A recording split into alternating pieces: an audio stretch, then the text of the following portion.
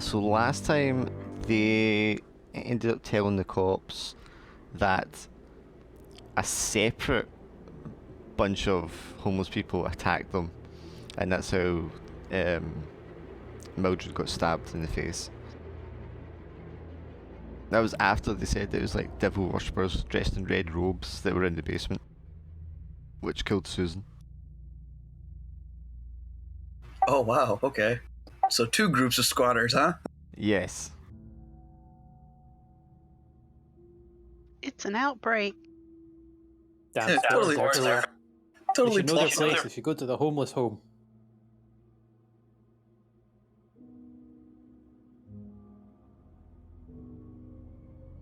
Yeah, I don't know why I should complicate it by adding another set of homeless people, but that's it. I feel like mines were really simplified answers for you. And they decided to put the house up for sale, but not to do any renovations, not to brick up the basement, not to change anything. Oh boy. So the house is just standing there, up for sale. I suggested burning it.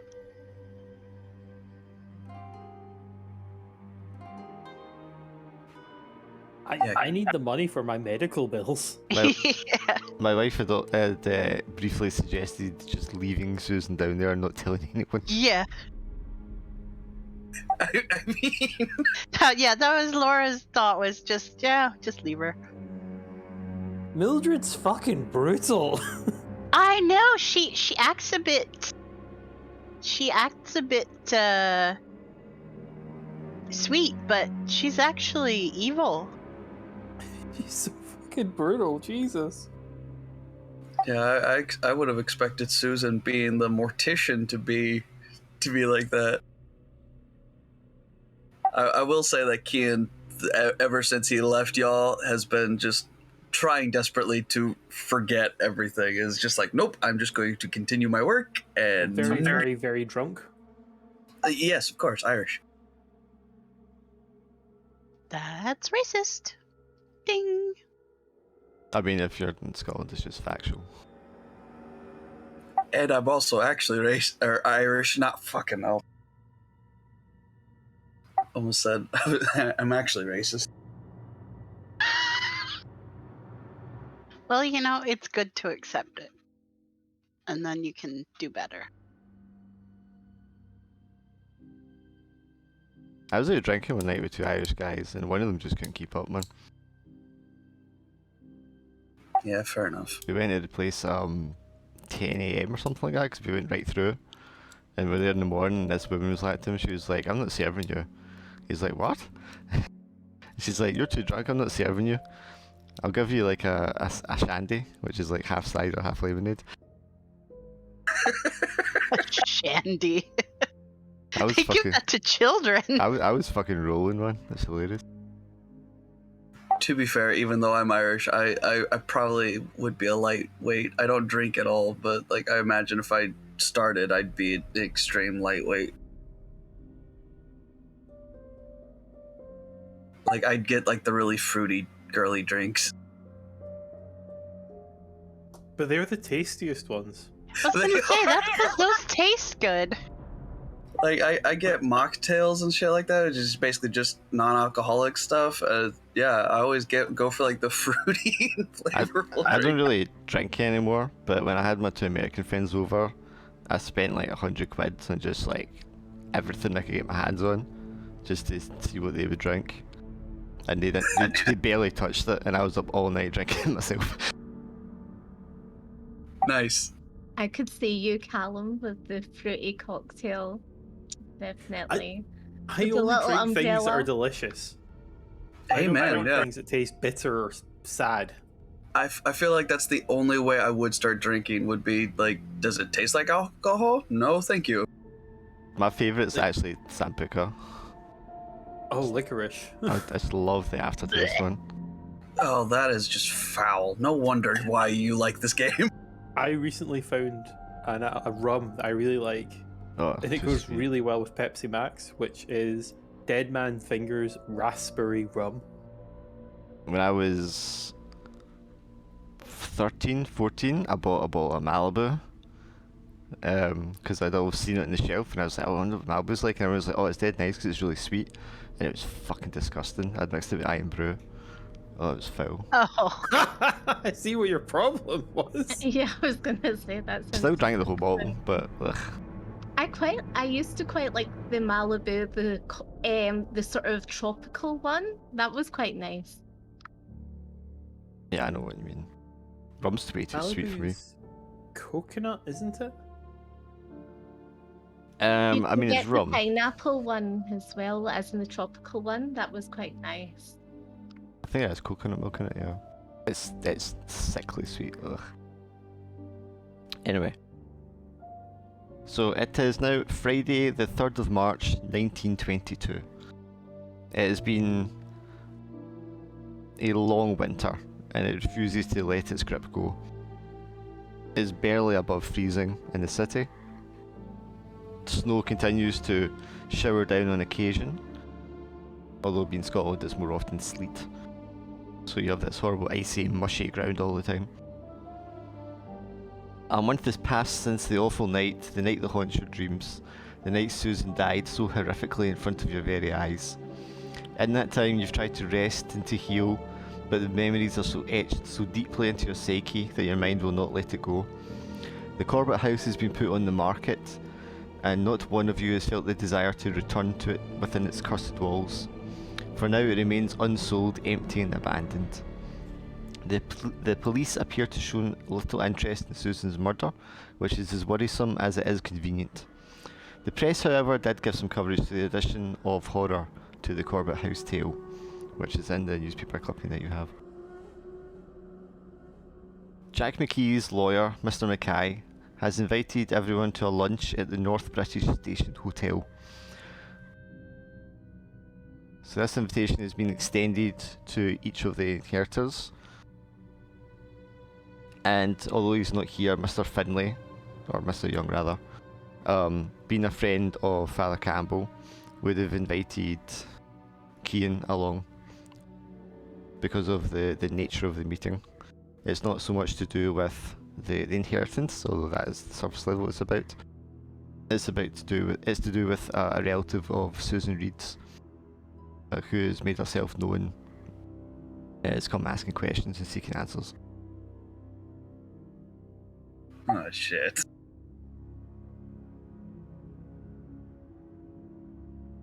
Oh, Paul will definitely attend that one. Yeah, I'm into.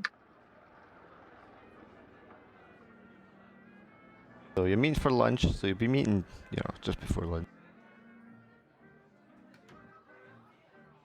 The hotel is an extension of Waverley Station.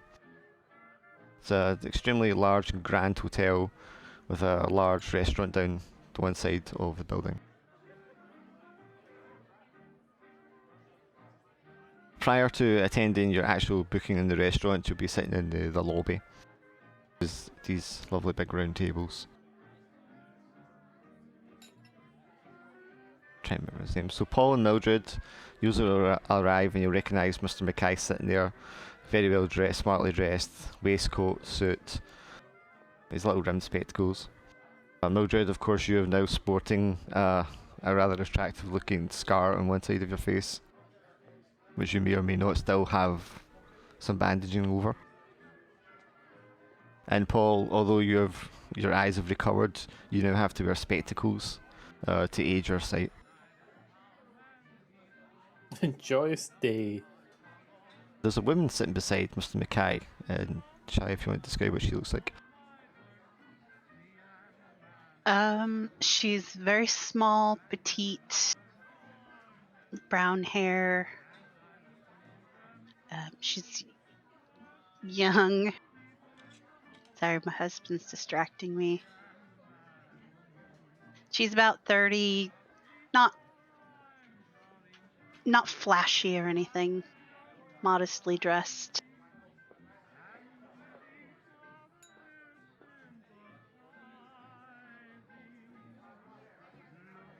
I don't know what else. Does she have any unique or distinguishing features? Not really. Although she's got long hair and she's wearing it down and kind of wild, which is unusual for the area. She's a bit out of place. She does look like she's out of her depth. So Like she's not posh enough to be here. I imagine so just being around a lot of people is a little unusual as well. Yeah, she's looking around in amazement. And then of course there's Head on Schiann, a swivel. who I imagine looks very out of place here. Oh yeah, no, he's very, very much not posh at all. So Schiann, Just so on you go.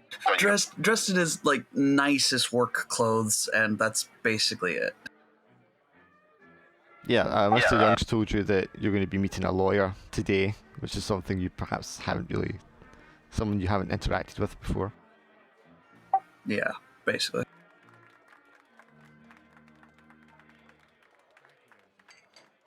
So as you sit down, Mr. Mackay stands up to greet you all. He introduces, is it a Miss or Mrs. Smith?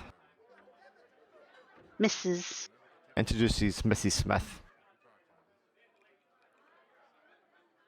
Well, hello. Curious, is she American or British? She is most definitely American. Amazing, this torrent of Americans that have came in.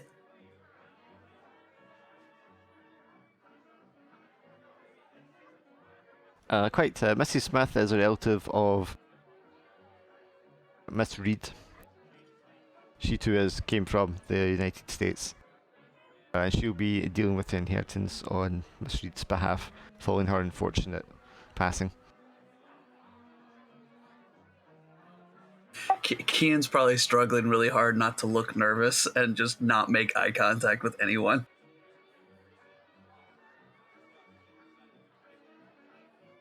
A man comes through and kind of makes a hand signal to Mr. Mackay. He says, "Ah, excellent, our lunch is prepared. Please, follow me." He takes you into the restaurant, which is this grand hall with chandeliers and long tables. You just have a little small table in one corner for you all. He sits down and he starts to order you all a meal.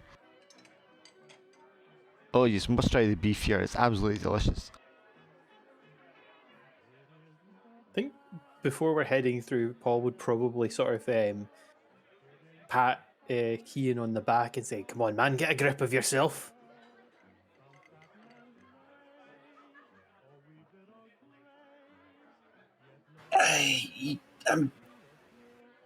Yeah.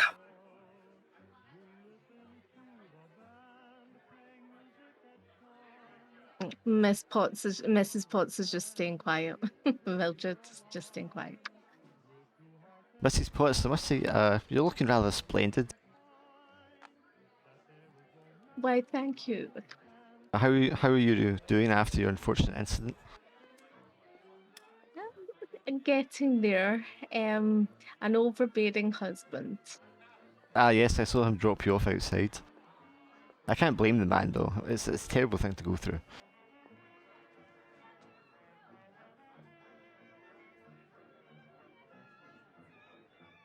So he orders you all a beef dish.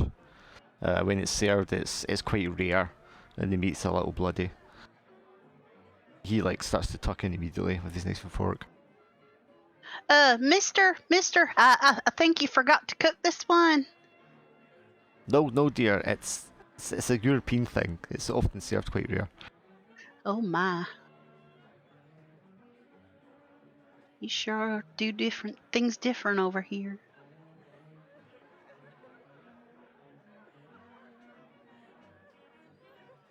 So as I've informed Mrs. Smith, she'll be taking on the Miss Reed's inheritance from the property, which is currently up for sale. We're hoping the sale will pass soon. Unfortunately, some of the press recently hasn't been favourable towards that. But we are making it known that an exorcism was performed, the blessing of the church was given, and hopefully any of these kind of superstitions surrounding the reputation will clear.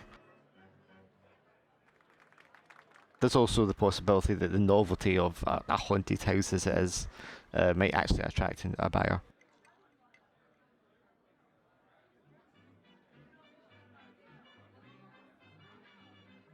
But I believe Mrs. Smith had some more personal questions she was wanting to ask you. I'm wondering how the estate agents are marketing the new basement. Like, a feature storage place with wonderful historic elements. Yes, very historic. Lots of character. The bits of lots of characters. Yeah, at least one character. So, Mrs. Smith, what questions were you wanting to ask the others? Well, I heard y'all were spending some time with my cousin just before she disappeared. And y'all don't have any idea what happened to her there?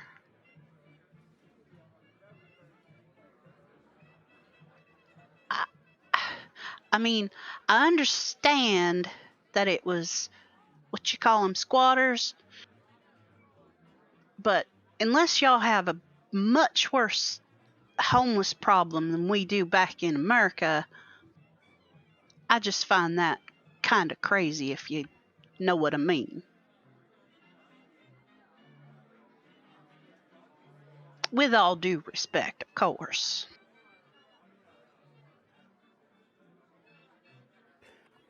Well, I have to be honest with you, dear. I can understand where you're coming from. It took us by storm. I've never seen such a state of a place, and I can entirely understand. I would never have expected, but sometimes you get desperate people do stupid things, and that's obviously what happened here. And I'm deeply, deeply sorry for the loss of Susan, but I'm so furious that the authorities let them, just these vagrants, just take advantage of these properties. I B just second that. B just kind of looks around like she's looking for somebody to translate what she's just heard because she barely understands him. But she's just nodding. I believe what Mr. Cummings was trying to say, Mrs. Smith. He shares your anger and upset at the circumstance.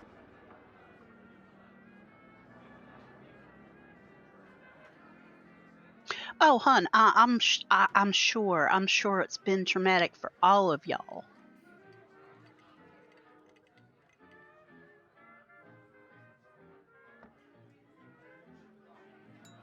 I'd just like to know what Susan was going through, you know?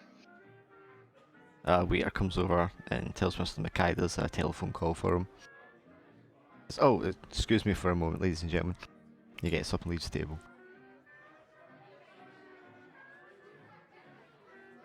Just to clarify, Father Campbell is at the table with us, right? No, he won't be here. Oh, okay, sure. You would have been expecting Mr. Young to be here, because he's the one that invited you, but he's not here. Right, of course. So yeah, without Father Campbell to hide behind, Kian's just trying to keep his attention directly on his food. As you're staring down at your plate and probing it with the fork, every time you puncture the soft flesh, you can just see more kind of blood oozing out of yours. For some reason, yours seems to be particularly bloody, and it's kind of making you feel a little off. I'm really sorry. I'm. Please, excuse me. And then Kian's just going to walk off to either find a restroom or just a place to smoke, perhaps. Oh, I mean, you can smoke anywhere. Well, he's probably just tried to just find a bathroom then. Just to kind of be by himself for a second and calm his nerves. Yep, so the bathroom's quite large, it's green, yellow tiles. There's a attendant in there that can dry your give you dry hands and give you aftershave and whatnot. No, thank you. Just. I think I might go to the bar and have a drink. I think I need a drink.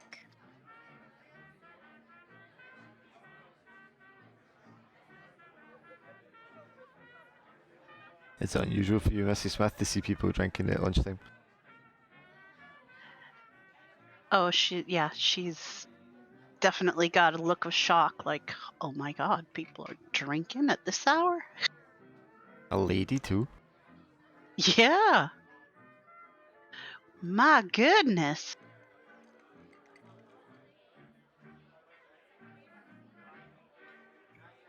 A whiskey sour, barkeep.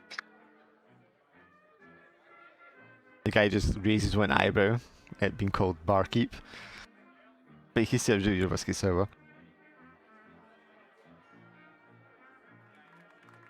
It stings slightly as you drink it against your wound in your cheek.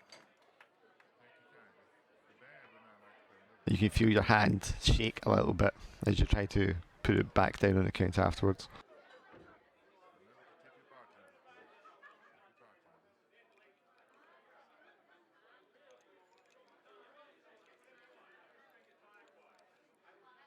Oh my dear, what happened there to your cheek?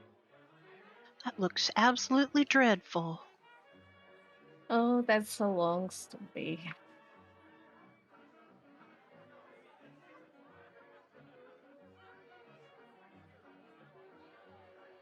Mr. Mackay comes back, sits at the table and notices like half of you aren't there. I say, where's everyone got to?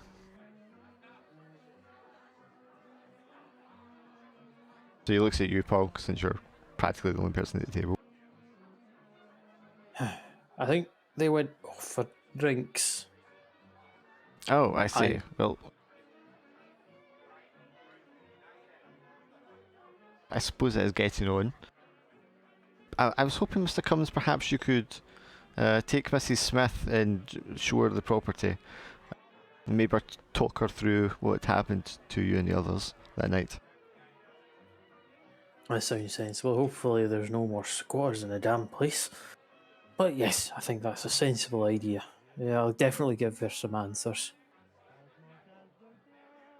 Yeah, I would be most obliged.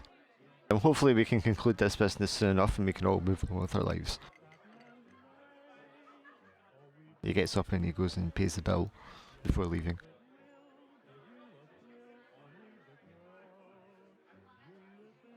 Sort of like Paul is like probably constantly trying to adjust his glasses and stuff like that. Not used to wearing them.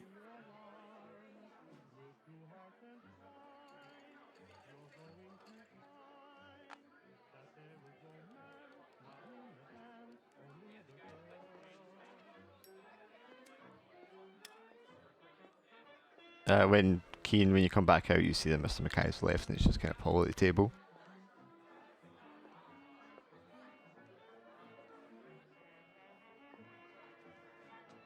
Feeling any better, lad? Yeah, I just I don't think I'm very hungry today. Ah, rare meat can't be for everyone. Come on, we'll go get some fresh air. We'll let the ladies have a couple of minutes. Me and you will go and have a cigarette. I think I might take a nip outside. It's quite warm in here. Well, then, of course, if everyone's leaving, he'll sort of...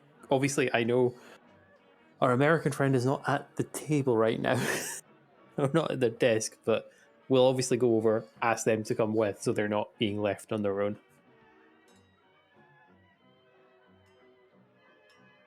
Okay, she's grabbing the door. Alright, I'm here. So you... We've nipped outside for fresh air. Yeah, just to say. as you step outside, there's a big gust of cold, icy air coming straight off of the North Sea. And the ground has a soft, squishy layer of sleet and slush. Carriages going by splash pedestrians with cold, mucky water. It's a very dreich and miserable day.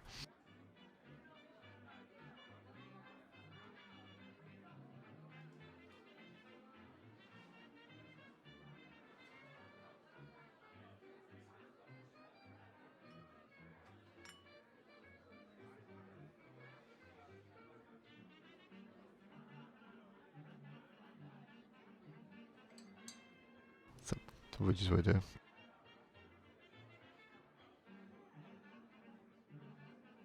Who else gone outside? Well, Everyone. Yeah, all of us. the lawyer says we should show our new American friend, and he'll say this to Mrs. Smith as well. We really should show you the place too. Should be all clear. And so he looks at Schiann. Are you okay to come to the house? Oh, I'd Yeah. love to see it. Schiann definitely takes like a very visible step back. Like just the idea of going back to the house. Like is it really necessary for me to accompany you lot? Of course, Schiann. I We're think big, so. strong guys. We can handle ourselves, can't we? Now, I'm going to preface this. Obviously, I'm going by like the era where tough men are tough, and Yeah. they had to be tough. No, Kane, I think you should go with us. So, Mr. Potts, Mildred's husband, is still sitting, well, he's standing by the car outside smoking a cigarette. Mildred, ever since your incident, he's been very protective. He's insisted on driving you anywhere that you're going. What are you doing here? I told you to go home. It's fine. I can make my way back home. It is fine. Well, Millie, there's no harm in helping out. I don't mind driving. Well- I'm not doing anything else today. Well, you can drive us all to the house, can't you? So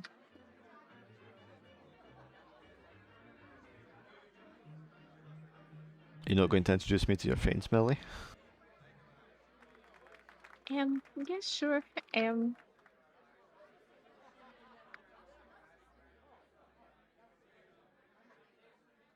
This is Paul. He's a minor and he's part of the house, you know, like the inheritance of the house. He's co-owner. Ah, Mr. Cummings. Pleasure to meet you. My name's Alexander. I'm Mildred's husband. Oh, pleasure to meet you, Alexander. Grabs his hand, gives it a good firm shake. He's like, I've heard wonderful things about you, mate. Likewise, Mr. Cummings. I can't tell you how much I appreciate defending my wife. Oh, only a man's proper duty. I imagine you'd have done a more splendid job yourself if you were there. Especially a man with such a strong grip as yourself. And this is poor Susan Reed's cousin, B. Smith. Pleased to meet you. Mrs. Smith, I presume. Yes, indeed. My husband's back home in Alabama. Pleasure to make an acquaintance. I actually have a cousin who lives in Alabama. Oh, really? Whereabouts? Jacksonville. Never heard of it.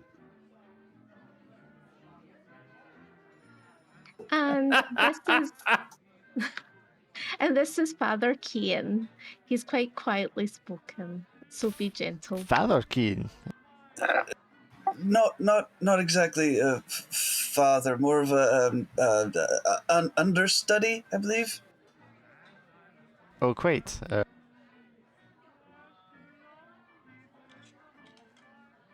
Well, I suppose it's always good to have a little faith.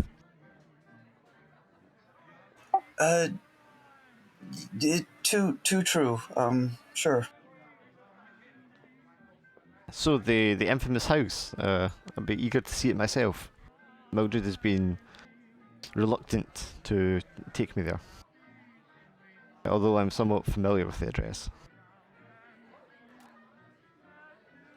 Well, you had your work. You were busy with your work and that big major project. You know, you should be back on that project again.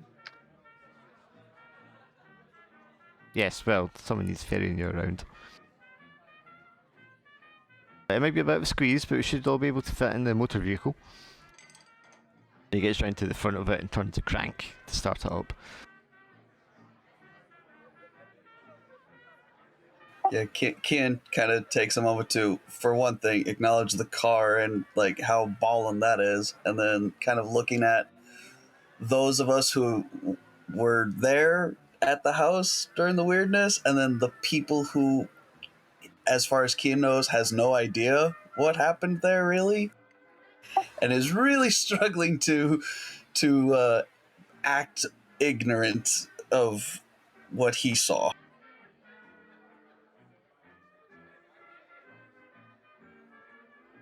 Humming a pop, the engine of the car starts up.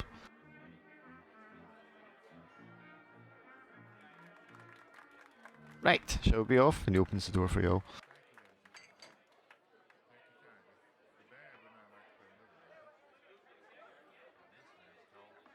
So you all pile in, and then he drives you off, which is only a very short couple of minute drive around the corner, basically, to the address. So, such opulence and exuberance. Right.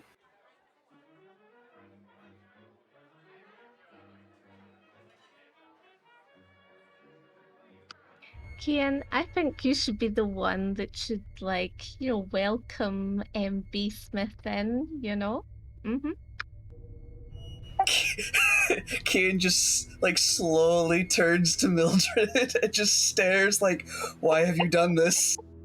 And B just loops her arm into his arm.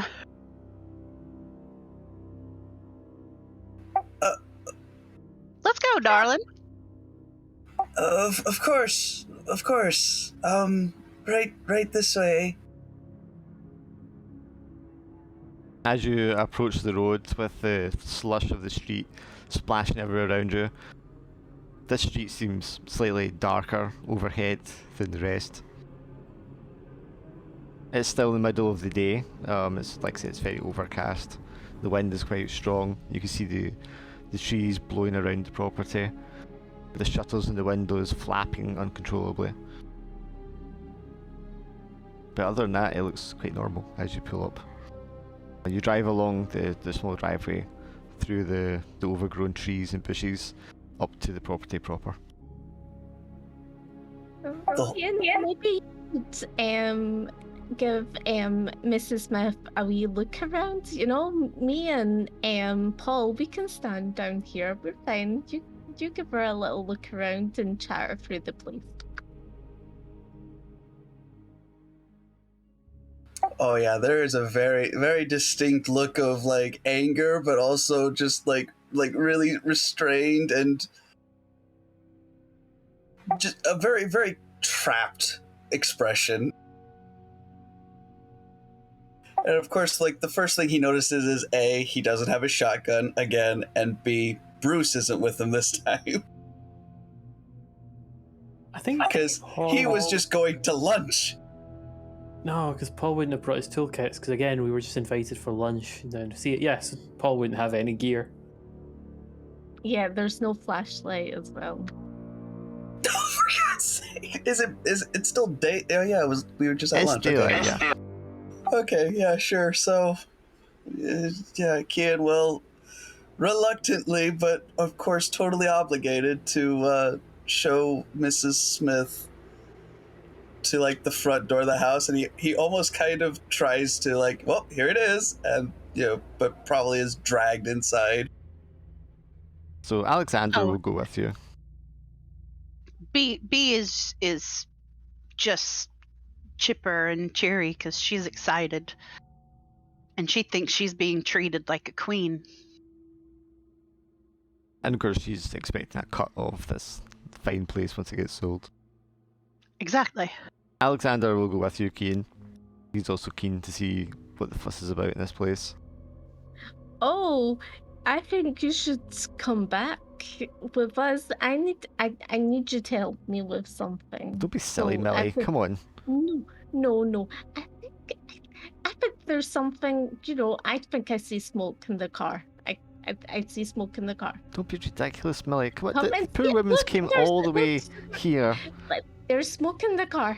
There's smoke in the car. Smoke in the car. She's probably sitting there puffing a cigarette. It's like, smoke! Just came all this way, Millie. Can I roll the persuasion? I'm starting to feel a little like a lamb in a slaughterhouse. Like, what the fuck? Okay, so you roll 1 dice, Millie.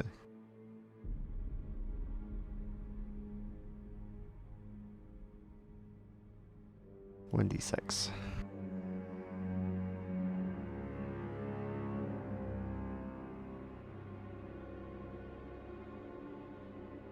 Where do you get the 1d6 again? It's the widget on the left-hand side. There's like a 20-sided dice icon. Yeah, I can only see. Oh, You hover over it, I tell you. It's like, don't be ridiculous, Mildred. He takes you by the hand and pulls you along. oh no! I'm putting some luck in here. How much luck do I have? Are you sure you want to use your luck this early on at this point? I like how it's like you're trying to burn everything because you're desperate to not go in, but you're no problem throwing other people under the bus. Oh yeah, no, yeah, this is some bullshit. I think like maybe use 2 luck with this. Does that give me? No, anything? you'd have to use 3. Oh, per okay. minimum. I'm not. Oh, yeah, I've only got 4 luck, so yeah. I would hang on to Okay. Okay, yeah, let's do that. Yeah, sucks, doesn't it? that. He pulls you along by the hand, along with Schiann and Mrs. Smith. He's get along and he's open up the front door, and the door like creaks open. For those of you that have been here before, you overcome with a sense of desperate foreboding. But to the others, they walk inside and it's just an old house. Floorboards are a little creaky, it's kind of dusty, it's a bit cold and dark inside, but there's nothing unusual.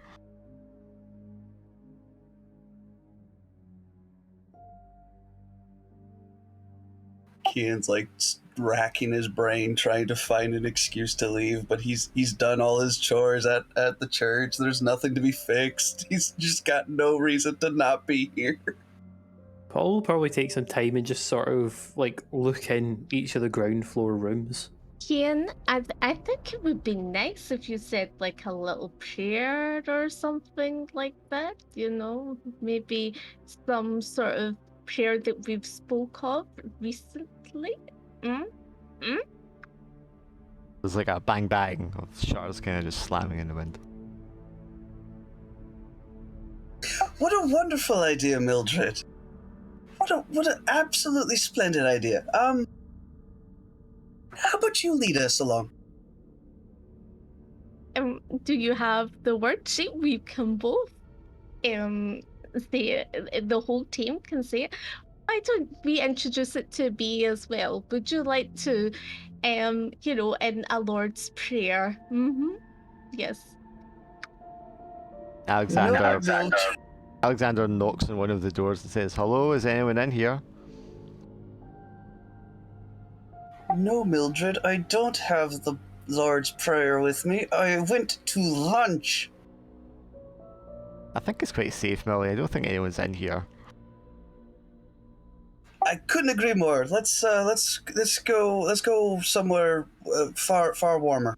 Let's go in the garden. I think, nobody, look at those trees and everything outside. Alexander Very opens up nice. the basement door. Well, hold on a second now. Oh, is this the basement? Is this where the unfortunate Miss Oh Reed? my goodness! Oh, My goodness! My cheek is sore. Oh my goodness, Alexandra, my cheek is sore. Oh dear, Millie, are you okay? I needed the fresh air. Millie and Kian are both like, yeah, no, her cheek.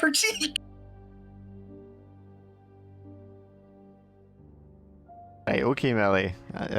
I see. That's fine. He closes the basement door and he walks And over Paul to will you. just sort of, you know, step in front of the door just to make sure it's closed. He's like, aye, bad things come down there.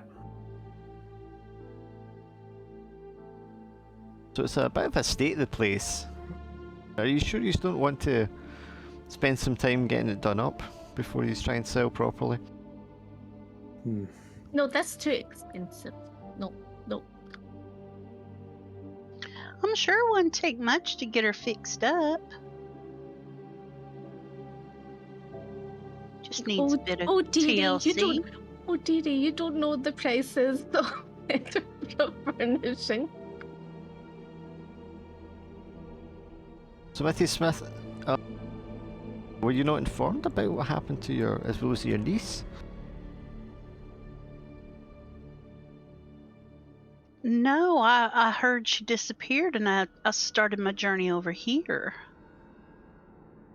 But Mr. Mackay surely told you that, you know, what happened to her.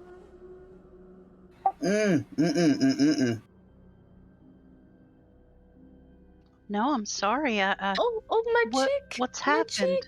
My cheek! My cheek! We need to go because my chicken needs a new bandage on it. Definitely. Oh, Billy, get a hold of yourself, woman. He takes your right hand and walks out to the porch. Can't you see it's bleeding? Go. He looks like he Smelly. tilts your head left and right. He's like, your cheek looks fine, dear. No, there's blood. And I have to go pee, so I don't pee myself. I'll be right back.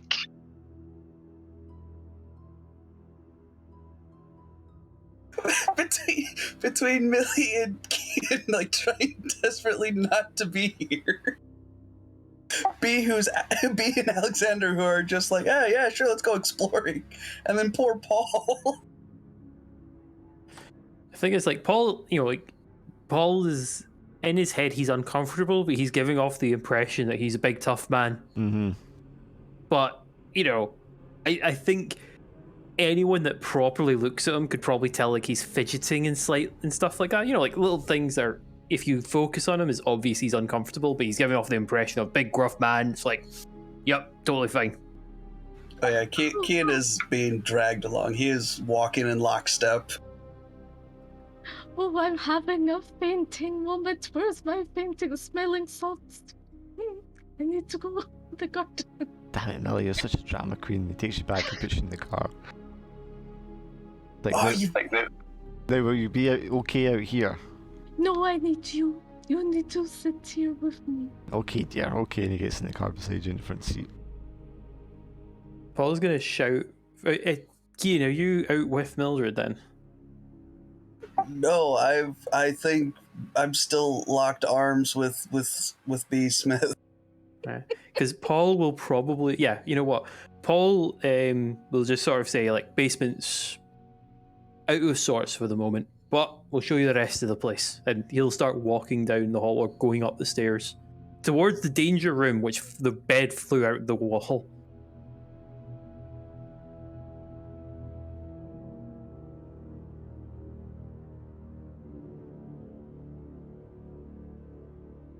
You're going upstairs.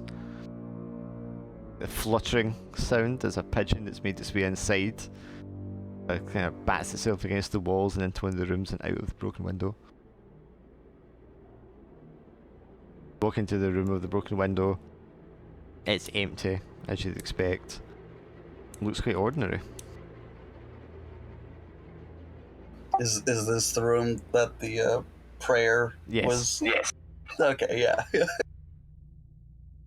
Paul, like, he can tell, like, he like sort of stops at the doorway just for like a half second before walking in.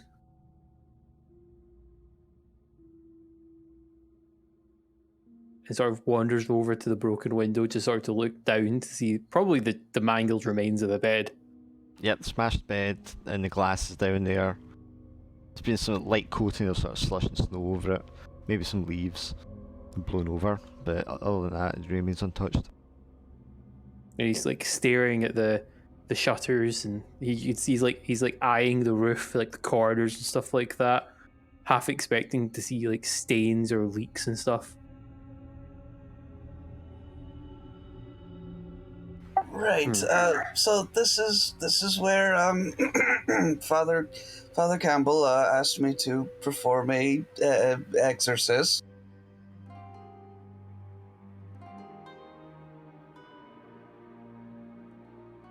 Are you back, Shy?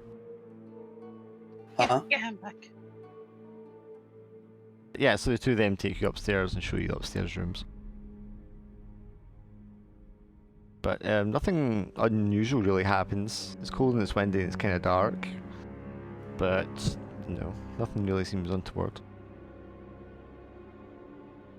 I'm trying to figure out if Paul would probably, you know what, Paul would probably be getting more tense because nothing's happening. But better, one more. We'll go up to the loft space as well. We'll have a look around. Must we? We got to make sure, Ian. Got to make sure. You never know. You never know. But we should make sure.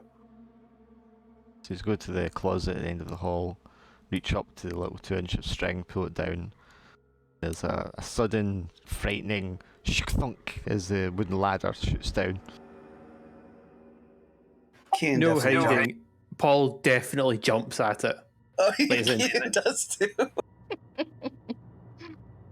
And Silently cursing Mildred's name in his head. I'll brush it off because I imagine Mrs. Smith finds this hilarious. I was just gonna say she's probably giggling. Paul will probably go a lot more flush in the face because he'll feel embarrassed by it, and he'll redouble his effort to reclaim it. So he'll then just go straight up the ladder. It's far too fast. It's too well oiled. You go up there.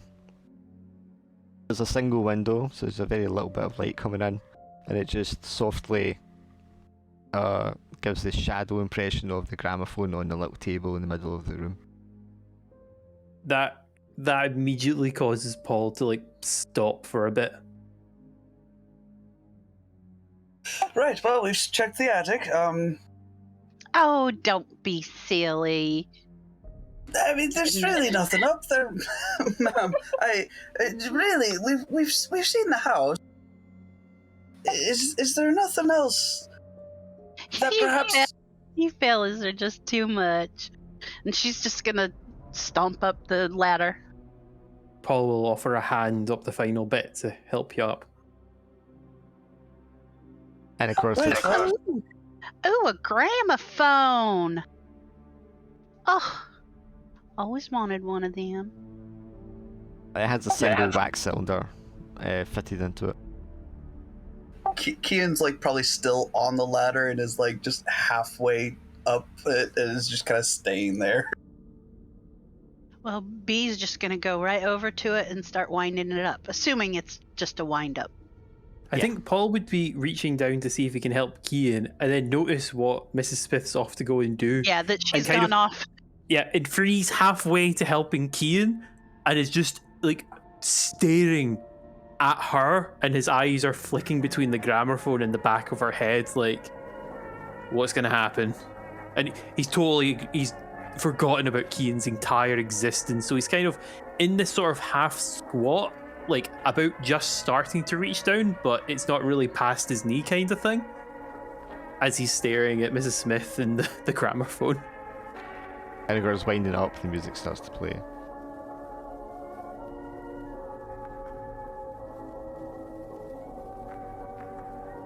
If either of you two are feeling pretty creeped out, you can roll with intelligence. I think I have to roll with intelligence because, obviously, yeah, Paul is tense, so it makes sense. So I'm guessing 1d6. Well, we're dim.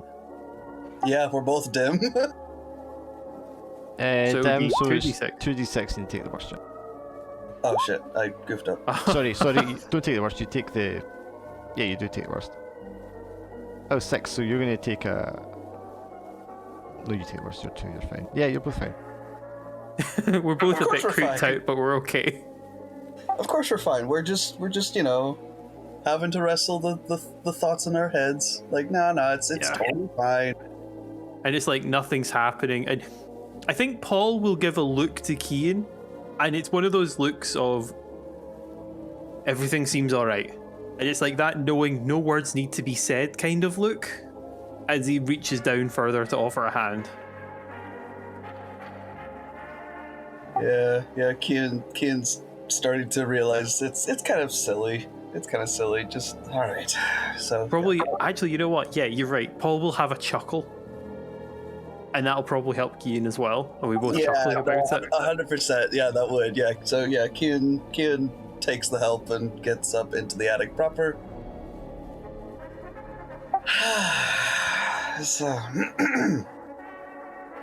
Is giving Kian a pat on the back. It's like we're both getting spooked by a fucking gramophone. I'm just laughing it off. Meanwhile, Bee's just sort of bouncing her head to the music and poking around the attic, looking around at whatever's up there. So B, do you want to like ask them any specific questions about what's happened?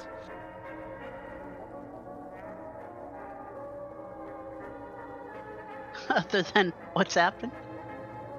Yeah, because you want to find out what happened. So, fellas, do you know what actually did happen to Susan?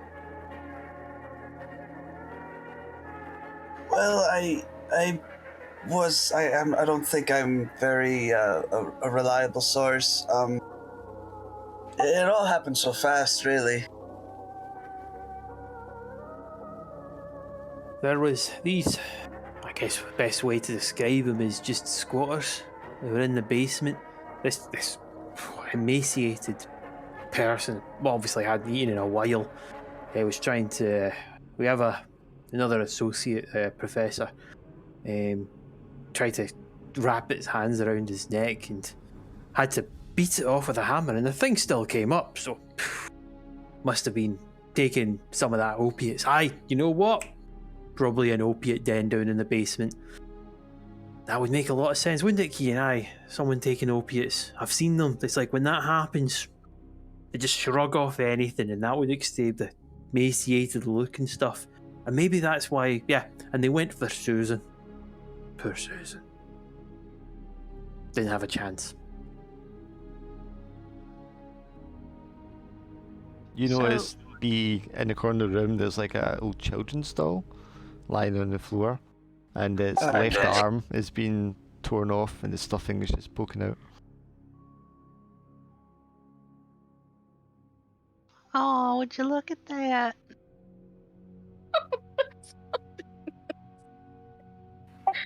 Was that up there last time? You didn't notice it last time, but it was dark. That's true. Yeah, of course. And she goes and picks up the doll and cradles it like she feels bad for the poor doll. Oh, poor thing. Somebody really mistreated her.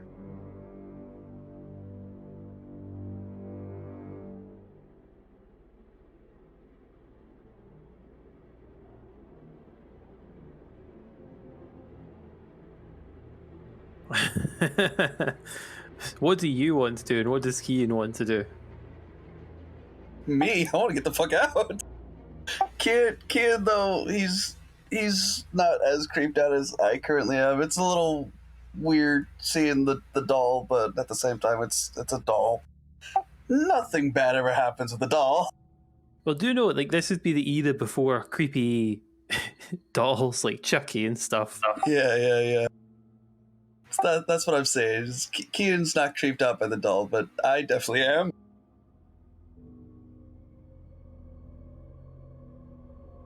Yeah, so Kian will just stand there awkwardly. So outside, Mildred, you're in the car. You might have heard the gramophone playing slightly. Creepy. But your husband's like, Millie, that poor woman's came all the way over here looking for her niece or cousin or whatever.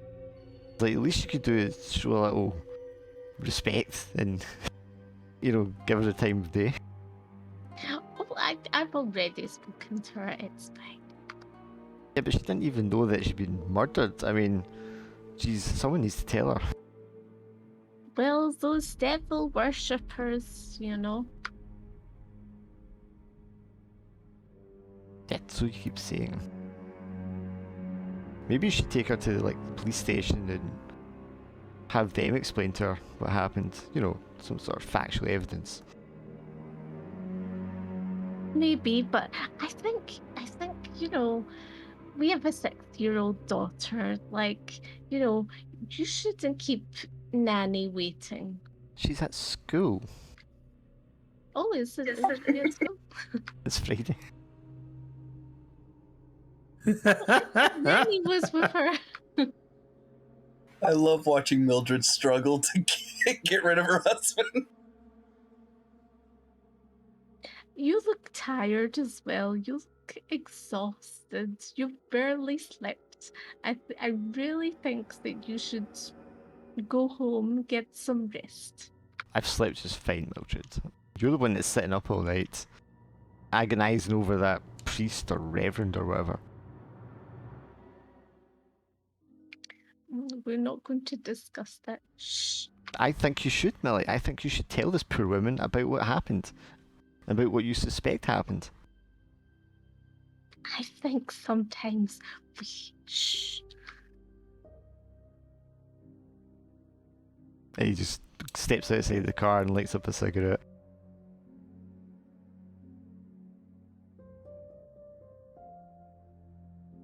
I beep the car to say, like, does anyone want to go now? Yeah, you guys have been attic, you hear the car horn beep. I'm guessing there's like a window, a convenient window that's looking at the car. Yeah, of course. Cool. So Paul will head over to the window and look out of it. Or probably like smear off some of the dirt and have a look outside. So you see the car sitting in a driveway, Mildred's inside, and Alexander standing on the driver's side smoking. Well, Mrs. Smith, is there anything else you'd like to see? Well, I'd like to see the rest of this house. I See if beep the there's- horn again. Somebody's getting impatient. Well, it is getting a bit later on in the day. Might do us some good to get out of here before it gets too dark. Bea just looks at her watch. She starts to say something, but then she remembers that she's a lot higher up on the globe now, and the sun does actually set a bit earlier.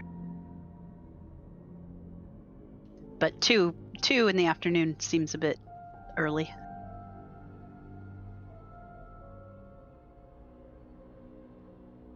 Sort of, Paul rubs his beard and says, you know what,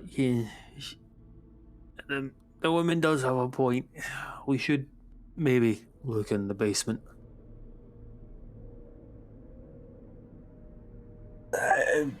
I really don't think that's a good idea. The stairs, if I recall, are still out of sorts.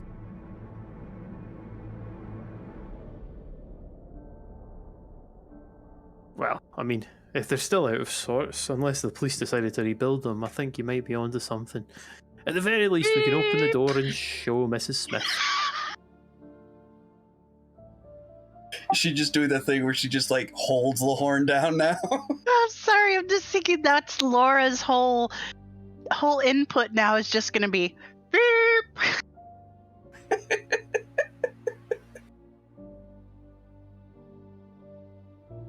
Sort of. So Paul will head down the ladder. Alexander will definitely give Mildred a telling off for beeping the horn.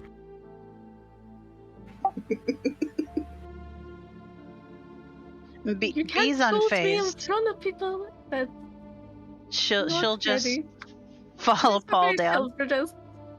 Paul will go to the front door and open it and sort of lean out and just give a gesture of like 2 fingers, as in like just a sign of like 2 minutes, kind of thing. Oh, okay. I was thinking like the other way around. Yeah, me too. So was I.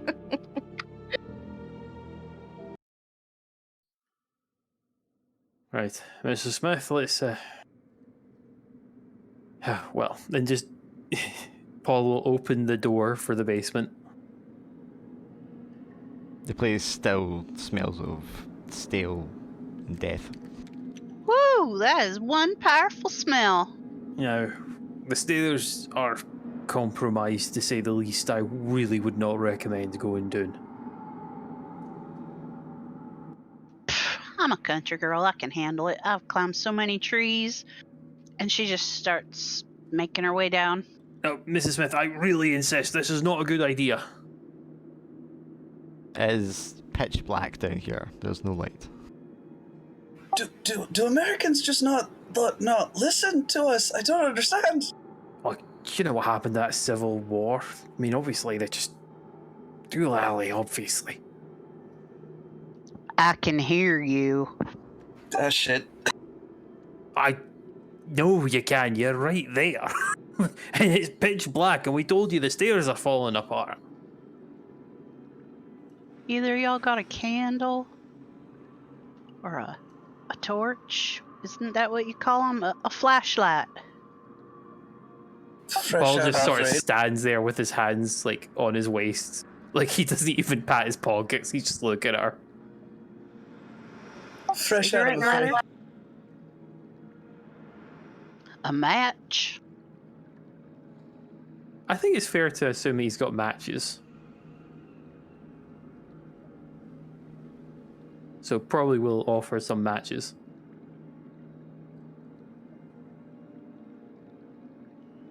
You light a single match. There's very, very faint light given off by it.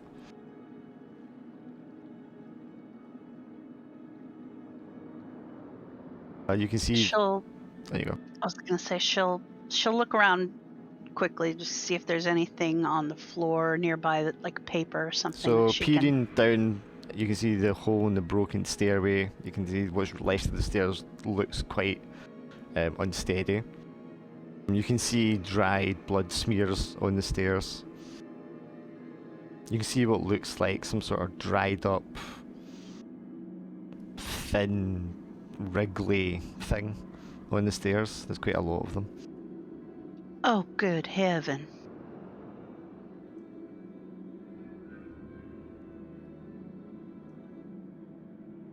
Kian does kind of stare at some of the blood that he does see on the walls and just kind of wonders. You can see the glint at the bottom of the stairs of a dagger lying amongst a bunch of broken planks and wood.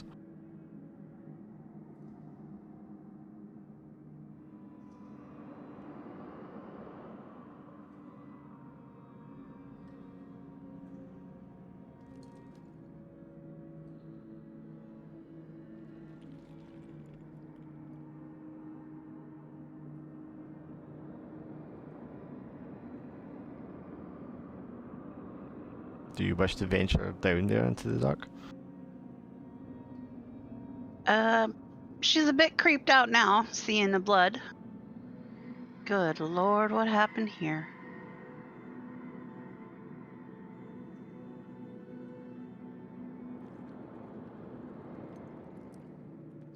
Does she have any more matches to use? A whole box of matches, yeah. Well, she'll strike another match and wander a little bit further. Do you want to jump down the hole or lower yourself down? Yeah. Yeah, so you lower yourself down and you end up in the little coal closet bit. You can see some tools, screws, nails, broken wood. It's all covered in like a layer of soot. And you push open the door there and you're into the basement proper.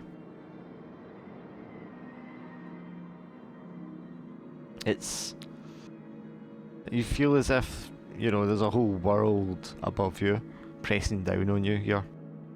It's a very unpleasant feeling.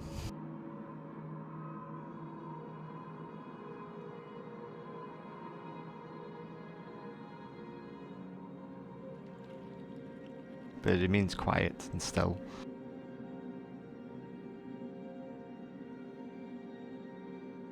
Well, she'll use her matches and explore a bit. Paul and Keen, you can just see the faint light of the match down at the bottom, illuminating up from the stairwell.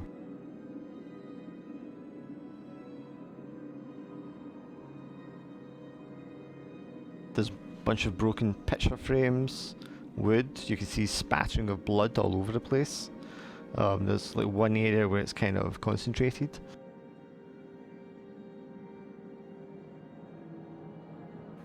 Mrs. Smith, we really must insist. Something moves out amongst the picture frames. There's a kind of scratching, scurrying sound.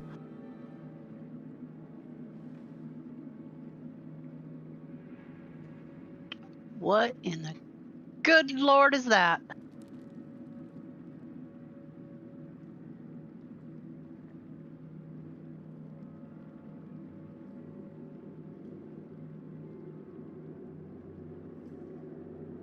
I mean, it's still quiet. What do you want to do?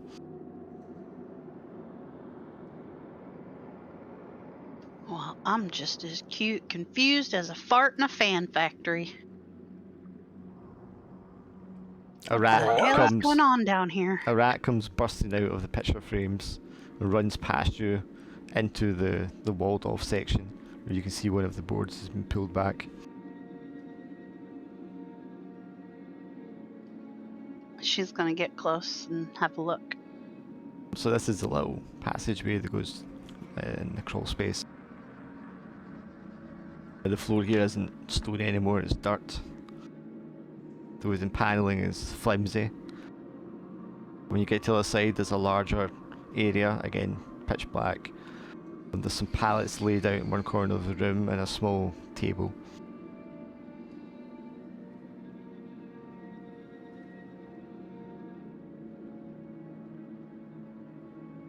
It feels colder in this room than the rest of it.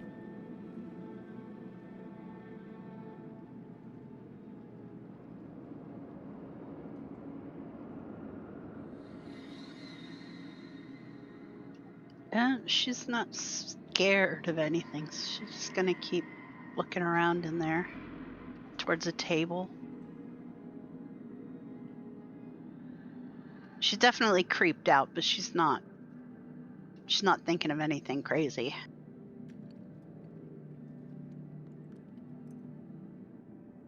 Do you want to give me a... what's your intelligence?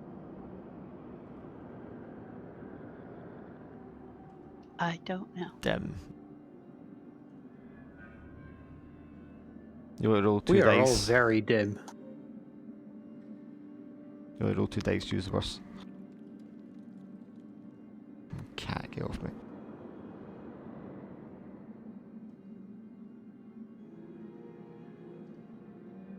Yeah, it's dark. There's a lot of muck and sort of debris around, but there's nothing interesting or unusual about it.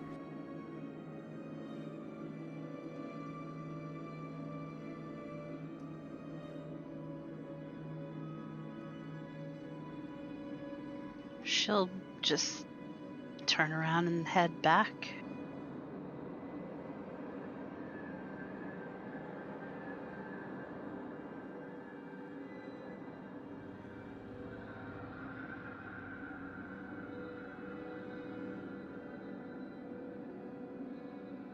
Yeah, you go back, you climb up the stairs, and Paul and Keen are there.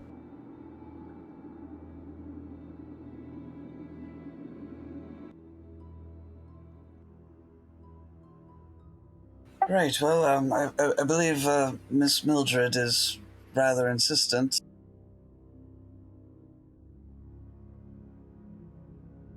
Beep. Well,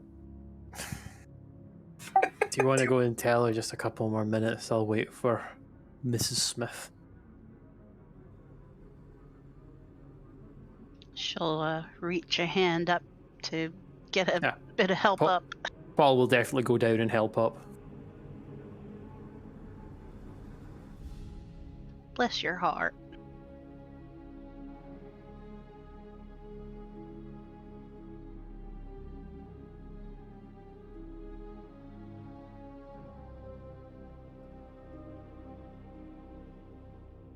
But yes, there doesn't seem to be anything else unusual or particularly scary down there. Kian kind of relaxes a little bit since nothing has really happened.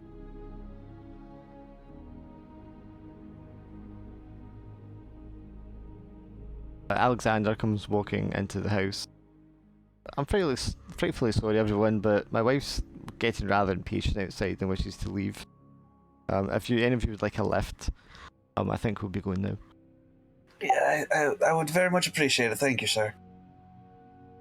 I could certainly use a lift back to my hotel.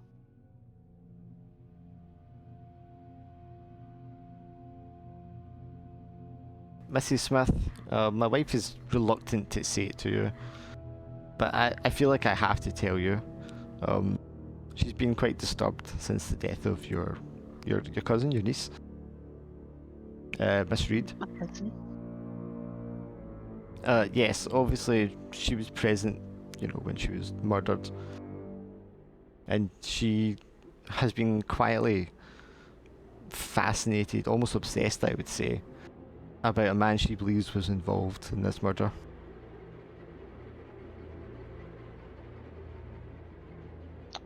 A what involved? I'm not sure how she believes he's involved exactly, but she's mentioned it to me on several occasions. It's a Reverend Thomas.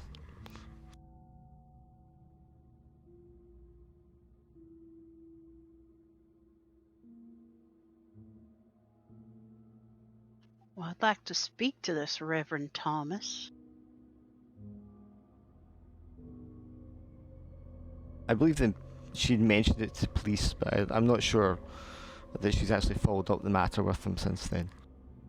If you'd like, I'd be happy to drop you off at the police station. Why, yes, please.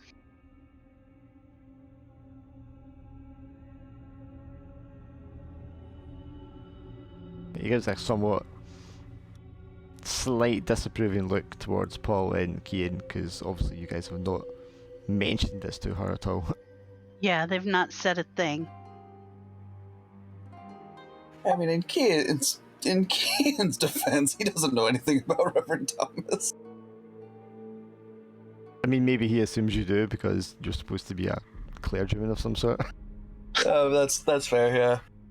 Because we all Paul will know. just have a very confused look as to why he's getting the dirty eye.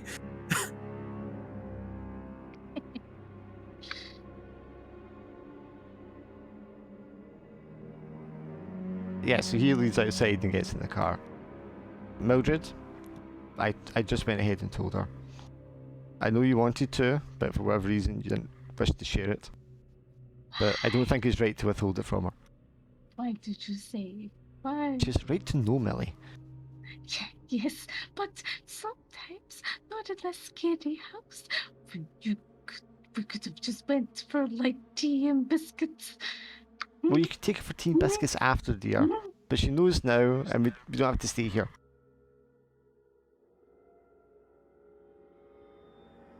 Make the situation worse. As you all get in the car. Right, Miss Smith, take you to the police station. I'm sure my wife will help you with your inquiries there. Won't you, darling? Well, I think we'll all go to the police station. No, it sounds like you know more than any of us at the moment. I think, Paul, you were with me.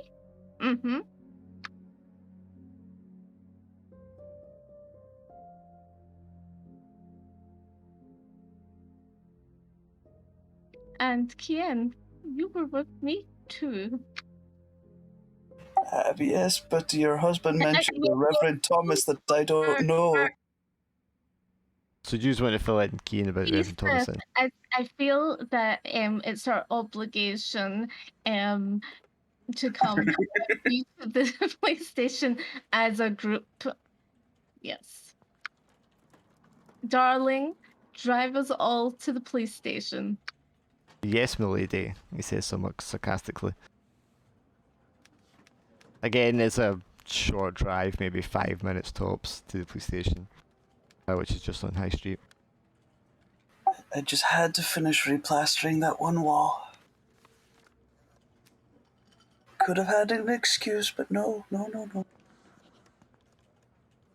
The shillings were too tempting. Oh yeah, I forgot about the shillings. Right, okay, so what did you just learn last time about the Reverend or the other factors?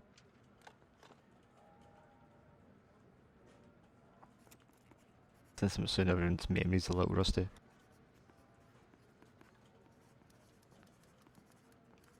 That he got away from murder and stuff in the court. Is that not what happened? Yeah, he's learned from the police report that he discovered that he and his congregation were involved in a raid, and they were caught in the middle of like cutting somebody up on the church when that happened. Then there was a letter telling the police effectively, telling the inspector, the detective, to not charge him and to charge one of his congregation instead.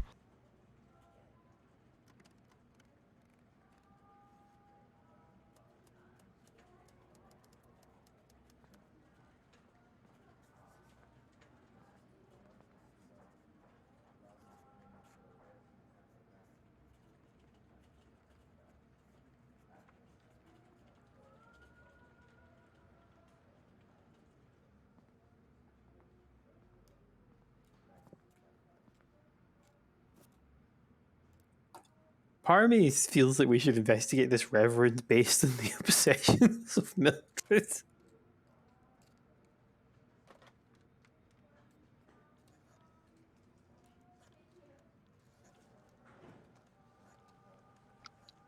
B, I'm gonna give it to you straight. We think it was Reverend Thomas that killed your cousin.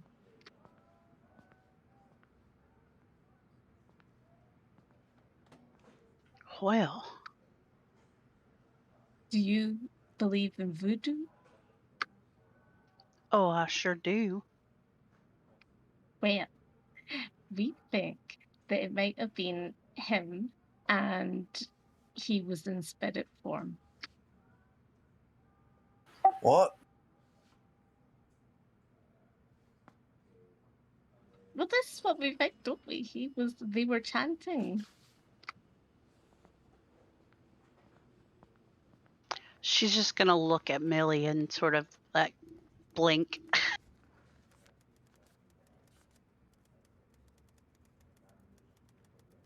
Yeah, even Kian's a little confused by this story.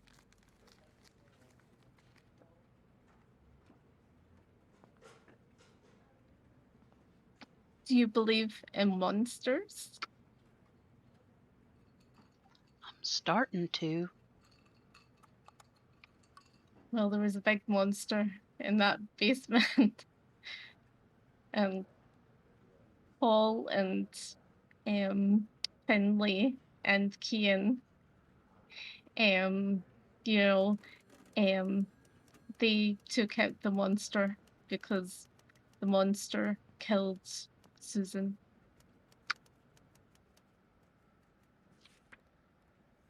I've heard just about enough for now. I'd like to go back to my hotel. It's not a lie. Kian, Paul, let's be truthful. I don't think that's how it happened. That's how it works. Do you want to go back in the basement yourself and sleep in that basement for overnight? Yes. What does sleeping in the basement have to do? It was just a squatter. No, it was an opium drunkie. That's what we must have been. It was No a such thing as monster. monsters, Mildred. Mildred, are you well? I'm fine. I'm perfectly fine. Because you're going on about spirits and voodoo and monsters, and now I'm a little bit concerned.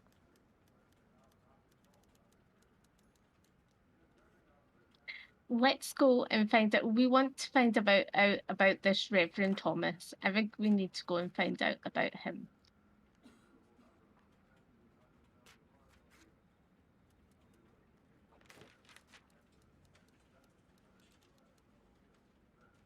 Kian just kind of looks at Paul. Will it help you, Mildred, if we look into this guy? Yes. Paul looks at Kian and shrugs. So you know that he was registering the Church of Contemplation at the burnt out church that you visited before. And that was until 1912 when this raid happened.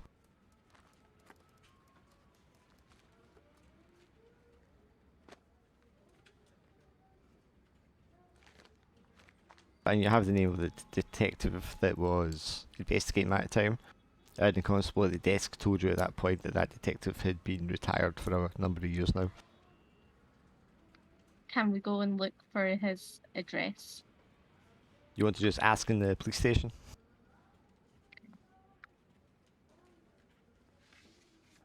Hello there. Good afternoon, ma'am. How can I help you? We are looking for this detective. So, He was covering a case for a Reverend Thomas in 1912. is that Detective Carruthers was the name that you had? Yes. I don't know about case, ma'am, but Detective Carruthers I know is retired. Yes. Would we perhaps be able to get his address? I don't know his exact address, ma'am, but I know he lives out in Carnock. It's west of Dunfermline. It's about an hour's drive from here.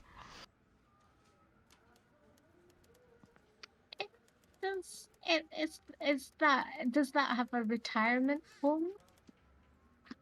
I don't think so, ma'am. I think he's out there on his own.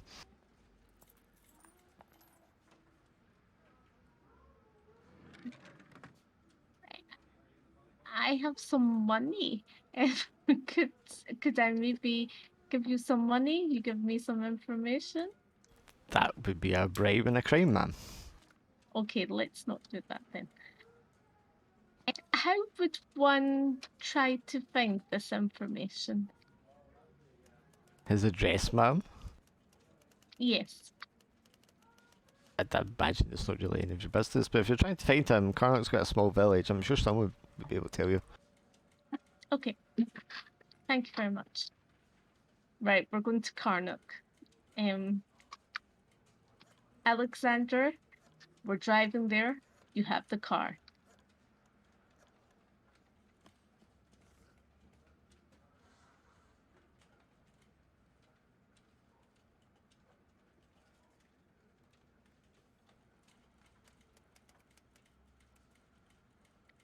Suki's trying to get the wires.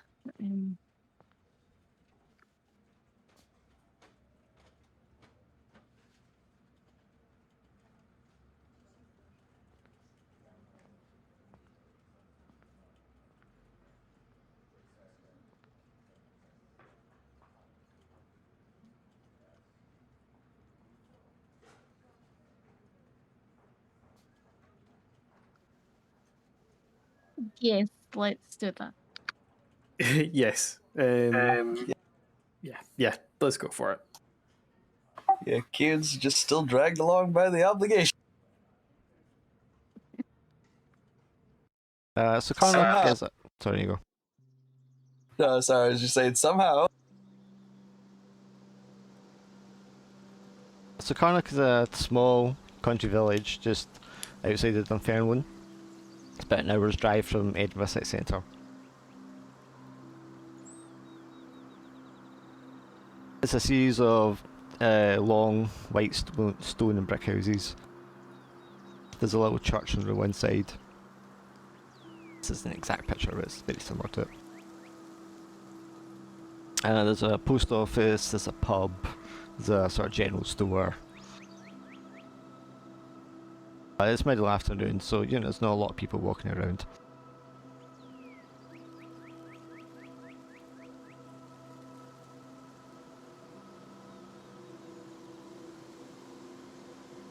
I think we should go to the pub first to, have a drink, maybe ask the bar guy.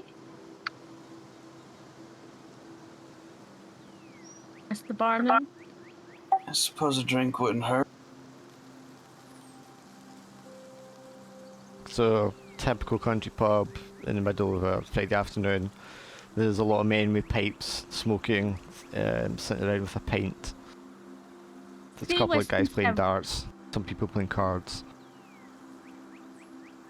3 whiskey sours, my good man. Right, you are. Fetch you 3 whiskey sours.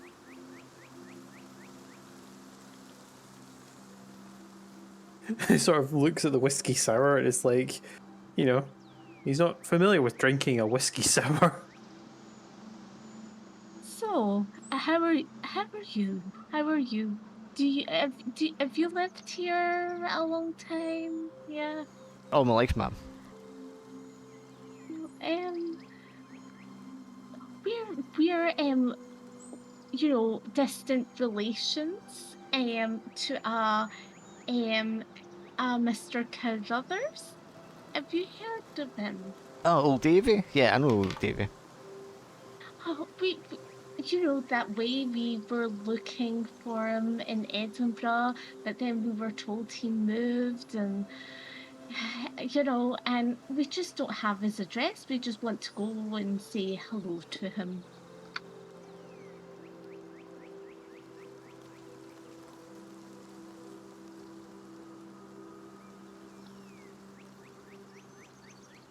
Right, man. Well, Hello. yeah, he stays just along off Main Street. If you take along Main Street west there and take a right onto Bonhard Road, he has a little farm cottage just off there. Right, my good man. Coming all? Aye, for sure.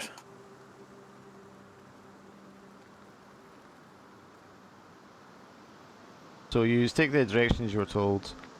There's a little white kind of stone cottage, stone wall around it. A very large garden with a pond. You can see ducks there. And there's a man there who's in his like early 60s. White hair, big white moustache. Typical kind of brown clothes suit for the time. And he's out there with his wellies and a shovel and a trowel, just pottering about in the garden.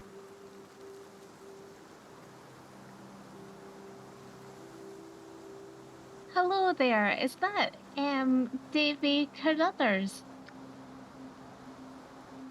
Stands up, looks at the three of you. Yes. Who's asking?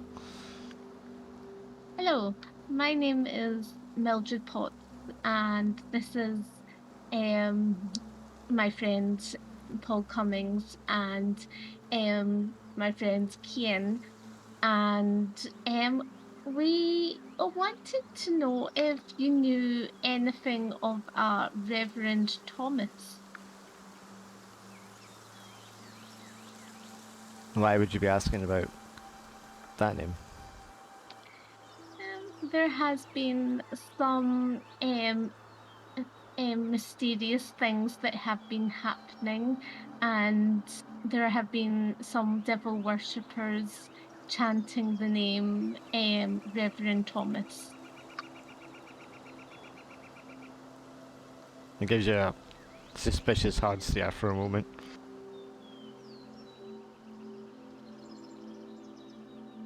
Do you perhaps know where he's resident? Nothing to say about Mr. Thomas. He turns his back to you. Good sir, good sir. The irony. Lives are at stake here, and I heard you're a detective. I was a detective, ma'am. And you were on his case. Can you give we've traveled so far.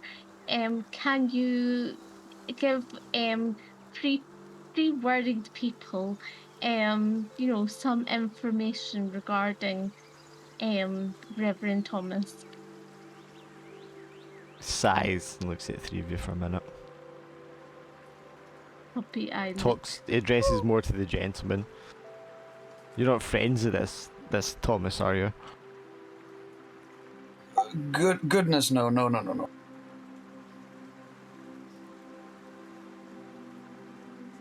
Well, I suppose, he says, follow me, and he walks into his cottage.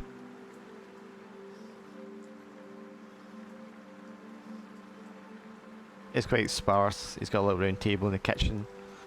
He pulls up a chair for you to sit down and sits and lights his pipe. Then offers you all a kind of box of snuff. I'm okay today, sir. What about you, big man? Points to you, Cummins. Take the snuff, take the snuff. What? I just imagine Mildred just leaning over, just going, take it. And just like Paul looking at Mildred, going, aye, gladly, mate. So he lights his pipe. Shakes out the match. Yes! Michael Thomas. Horrible business, that man. He was a suspect we had on several cases. I was specifically told by my superiors not to accuse him or charge him with anything.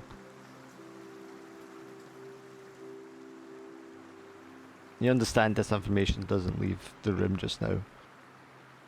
I would be in a lot of trouble. Won't. Oh no, our lips are sealed. Yeah, so we had Mr. Thomas as a suspect who was fingered by an eyewitness and a number of brutal murders of missing persons, prostitutes mostly, in Edinburgh City. And then, of course, when we went to arrest him at his church, the congregation, we caught them in the act of desecrating a corpse, which he denied, rather hilariously. And one of his congregation was charged with the murder of the poor woman. The missing person that put us onto him initially was a Margaret Mulberry. It was a 19-year-old lassie.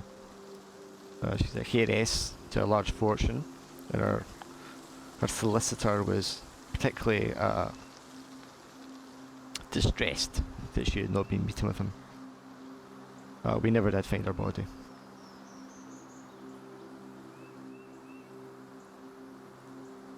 But as for the good reverend, so he called himself, after his release, when his member of the congregation was charged, he disappeared, and we weren't able to trace him. As far as I know, he's still operating somewhere, although hopefully not around here. I don't have much else I can give you, I'm afraid. I do have his previous address. I have that well memorised. Yes, that would be great. He stayed in an apartment at 108 West Bow. That's in Grassmarket, in the Old Town.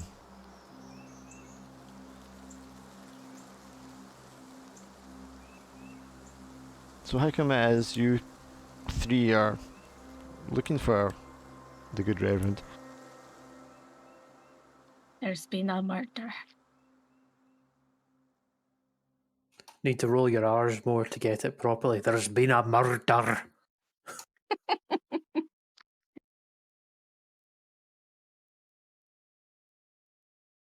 And you suspect he's involved?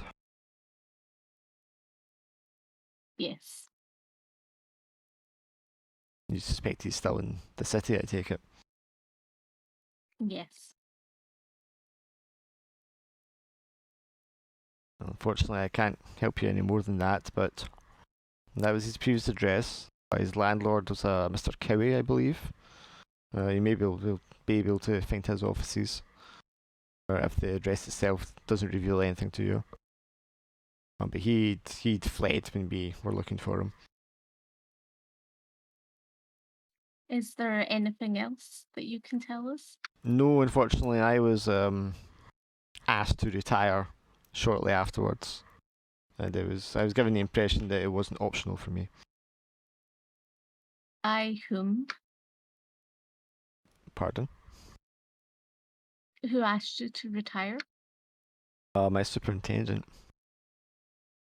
Do you have a name for him? Yes, there's Edward Malcolm Ferguson. He's chief superintendent of Edinburgh Police.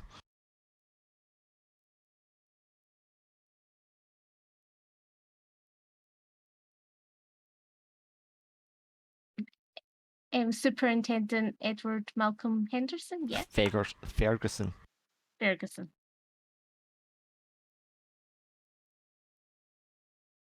And he's chief of police, you said, yeah? Chief No. superintendent, yes, ma'am. Chief superintendent. Thank you. You've been most helpful. Right, you are, says and he stands up. Shakes Paul's hand. Shakes Keen's hand.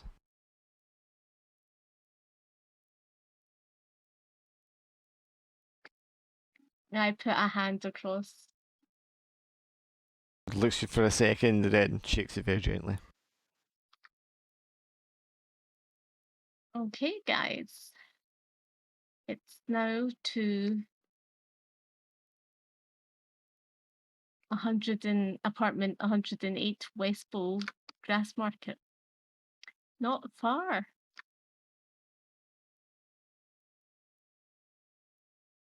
I mean, how long are we going to be investigating this, Reverend? Let's get the facts. Let's go. Let's do this. That didn't answer my question, but okay. Alexander, we need to go to apartment 108 West Bowl Grass Market, Old Town. As you're leaving the cottage, just outside the garden, you can see there's two dogs tearing apart a dead bird. Hmm. Oh, too much. Not ominous at all. Not good.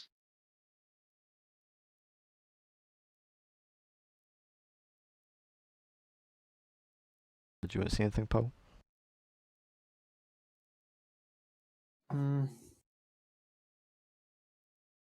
Look, Mildred, if you're sure this'll help, I'll help you out with this. Thank you, Paul. Why'd you go lie to her at the police station, though?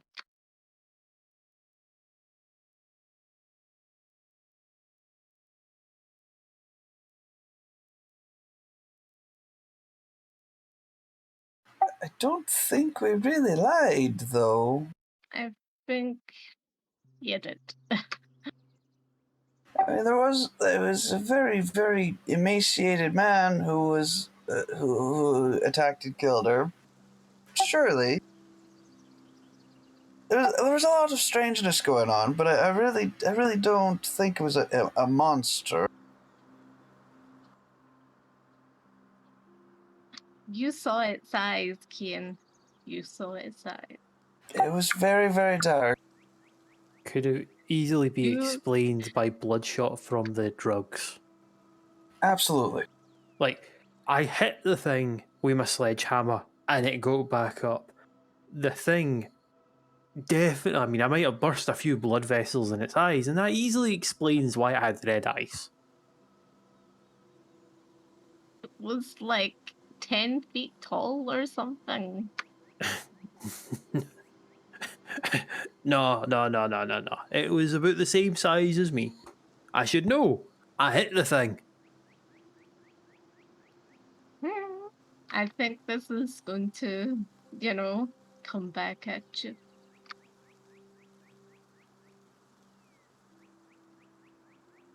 Darling, are we nearly there?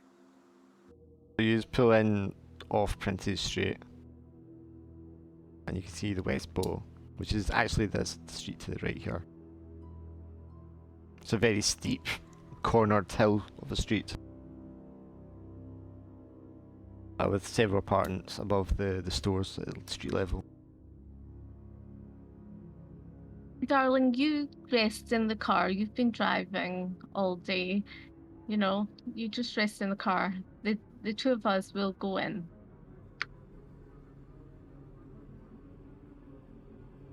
He's kind of annoyed for a moment, but he doesn't want to make a scene.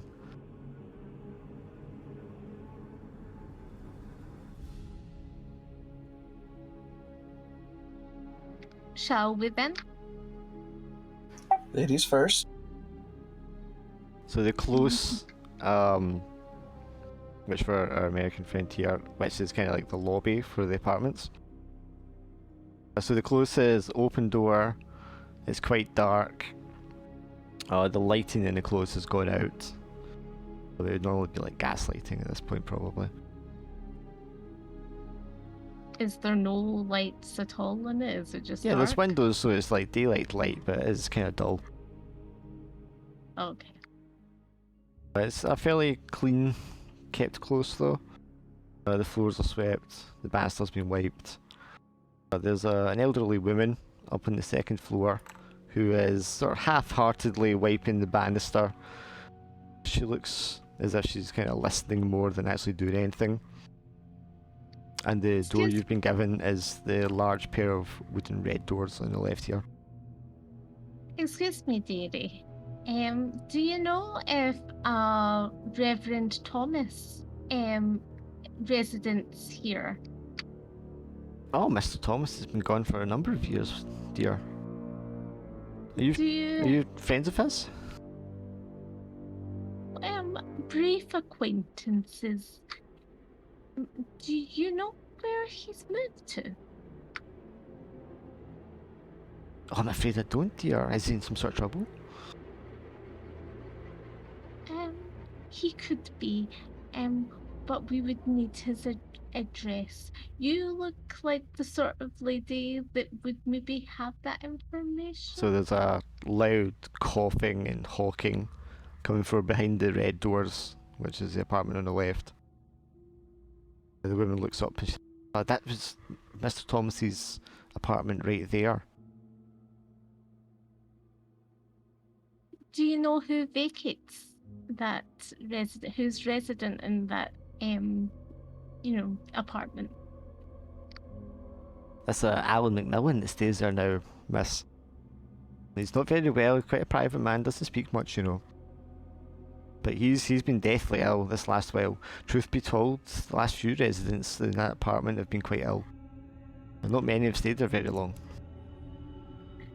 Thank you very much, dearie. Shall we knock on the door? Knock, knock. The kind of coughing and hawking Knock, continues. knock. Asks a question, doesn't give us any time to react or answer. Knock, knock. So the woman says, I'm sorry, are you his relatives or something? Yes, we are distant relatives. Oh, has he died?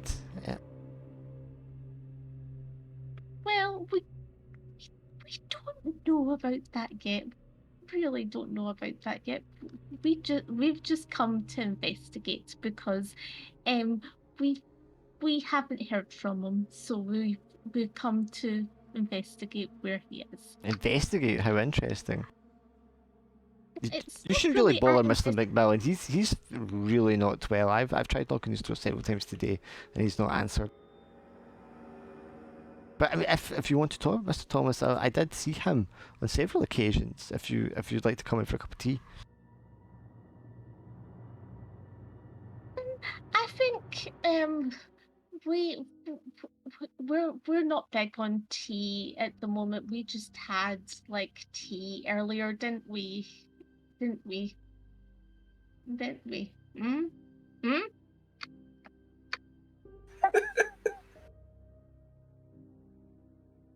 So Yes, that's very true. we would be. Maybe we can just sit on the stairs, have a conversation. I think that would be fine. Yeah? Mm? She lowers her voice. It's like, well, the only problem is everyone can hear everything you say out here. You don't want anyone nosing into your business, Maybe we could go outside.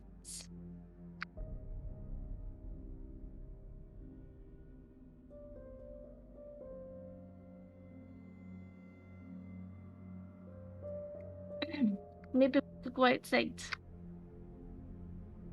She kind of looks at the two men suspiciously. I'm sure I could stand just outside the door, perhaps. Okay. Hang on, I'll get my coat. And she nips into her apartment, which is straight across from the other apartment. Comes out with a heavy duffel coat.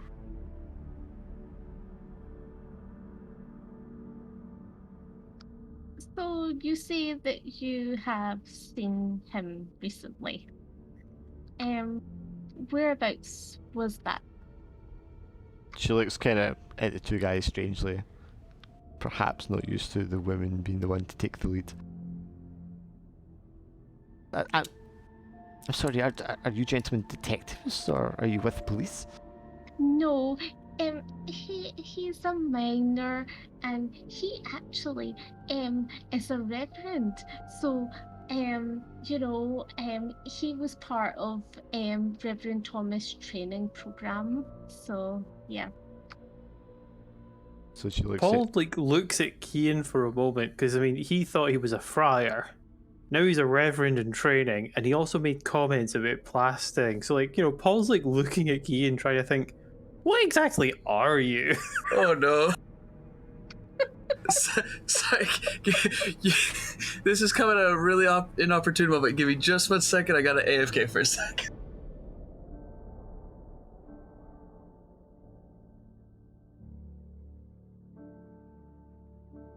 She looks at you, Paul. You're a minor? No, Paul nods. Aye. Make sure I get the coal to heat Edinburgh. And you're a reverend.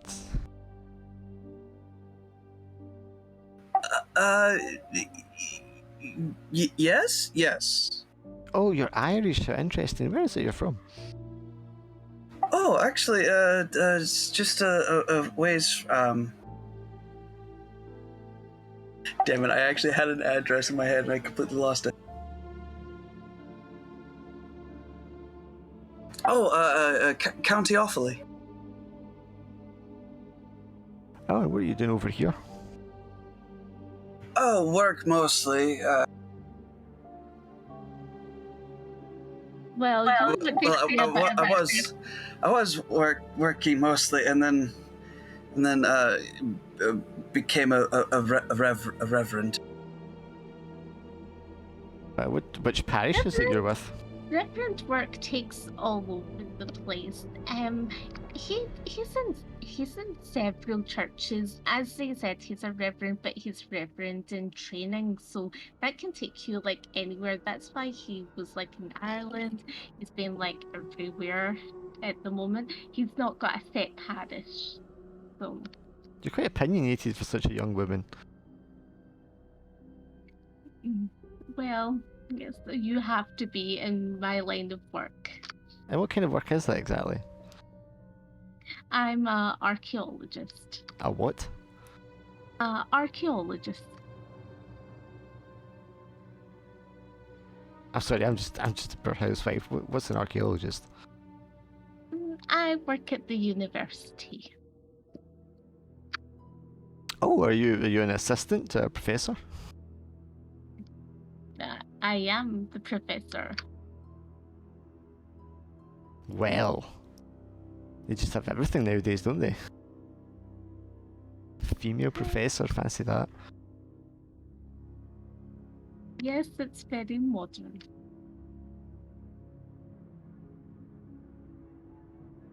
So what's a female professor doing cavorting with a reverend and a minor?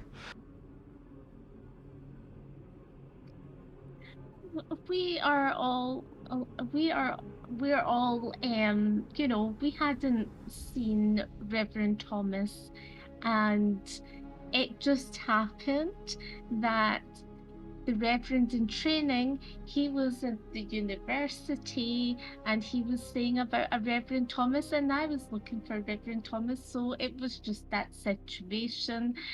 And then we were at a bar with my husband, and that's where we met the minor as well, because he was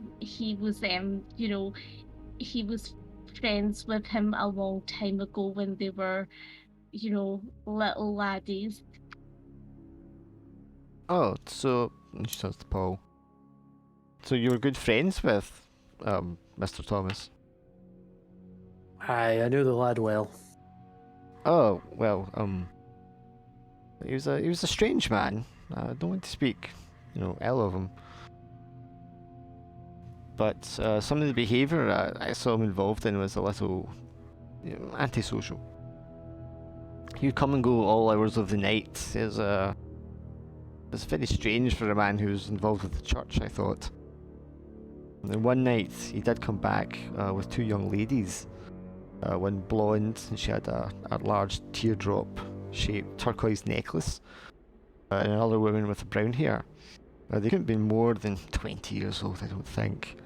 It was most unsuitable. I said hello. I was just cleaning in the clothes. And they kind of smiled and then ignored me and went into their apartment. When I went back into my apartment, I sat by the window, which just so happened to be within close proximity to his own, that I could hear, them talking and singing and chanting.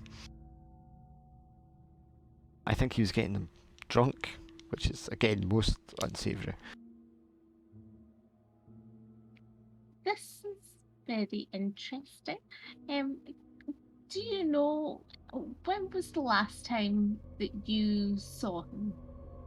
Oh, this was at least maybe 10 years ago. Maybe not quite 10 years ago. It was October, I remember that, because it was only a week before Halloween. But yes, they were up all night, late.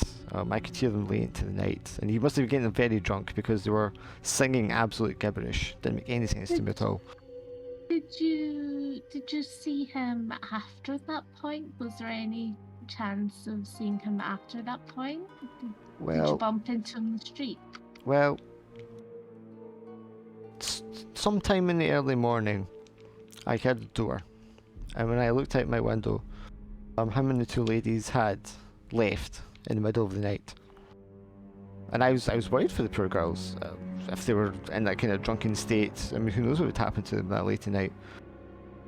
Now, my husband's a policeman, so I wasn't too concerned about myself, but it happened he was on duty that night, so I took my coat and I came down the close and I followed them at a distance. He took them across the street, across Princess Street, across to the library, and then, and I'm a little ashamed to say I didn't follow them any further because it looked too dangerous, but he took them into an entrance to the vaults. I don't know if you're familiar with the vaults, but it's a terrible place full of criminals and hoodlums and unsavoury characters of the night. I daren't go in there myself, so I did not follow. But I did wonder what was such a man doing, taking some young ladies in there at such a time. Interesting. What's your husband's name? Arthur Boyle.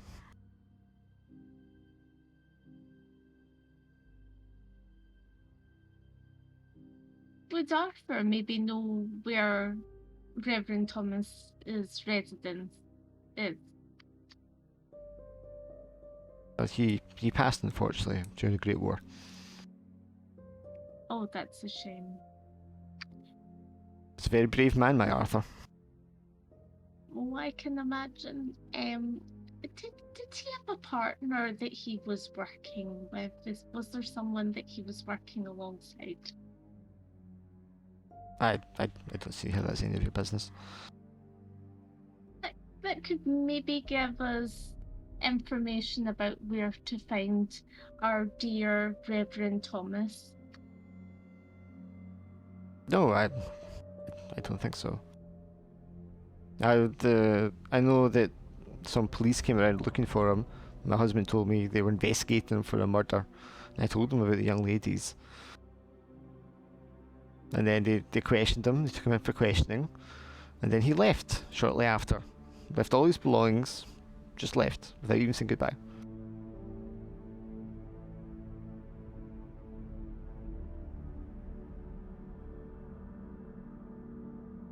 Okay, you've been very helpful.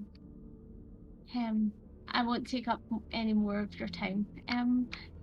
Paul, Kian, do you have any questions for the lady? Elspeth Boyle. For Elspeth Boyle? No, not that I can think of. Paul shakes his head gently, as in no. You gentlemen, you Michael Thomas. He wasn't that sort of character, was he?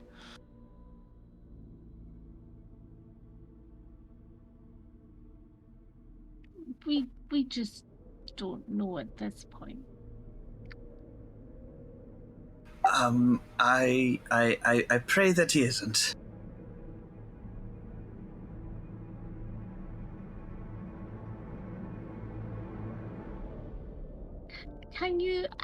Can you tell us if there was any other neighbours that stayed here the past 10 years that that Michael Thomas would converse with? Oh, he didn't converse with anyone, ma'am. He was a very private man. Like I said, he kept strange hours. I'd Was pay there particular attention to actually notice when he was coming and going. was there any neighbours that are still in the building that that we can speak to? Well, I mean, you can speak to anyone you like, I guess. But would you know of anyone in the building that was there over 10 years ago? Mr. Mackey, up on the next floor. He's a kindly gent. He's always very nice to me.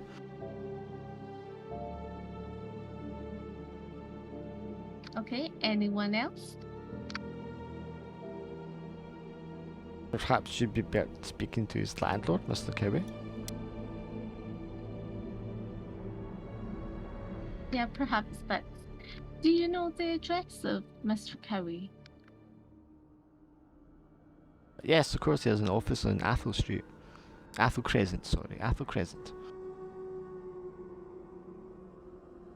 Well, you've been extremely helpful. Thank you very much. Shall we?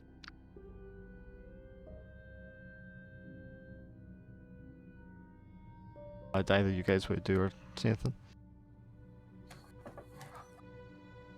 No, not that I can think of. Not that I can think of at the moment. Oh, cheers. This is fascinating and intriguing. I think we go to see Mr. Cowie rather than Mr. Mackey. So, John Cowie, who is a landlord with several properties, has an office on Athol Crescent, which is near the Haymarket. Which again is like a 10-minute walk from where you are. Yeah, but we've got the cars. Yeah, so 2-minute drive.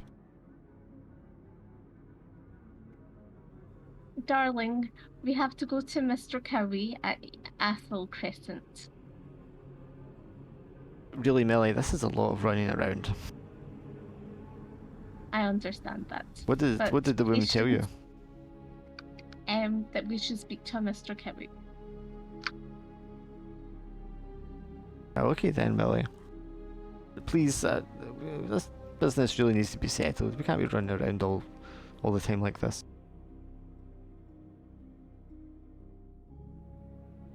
As you leave the apartment, you can see across the way one of the archways which leads into the Edinburgh vaults, and there's a number of homeless people sort of sitting on either side of the archway, caps out, begging for food and copper.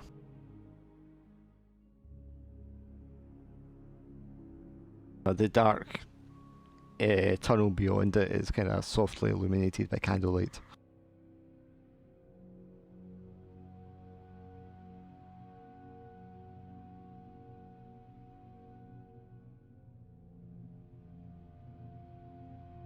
For those who don't know, Edinburgh City has these underground vaults, which are fairly extensive under Old Town, or at least they were back in the day. Lovely.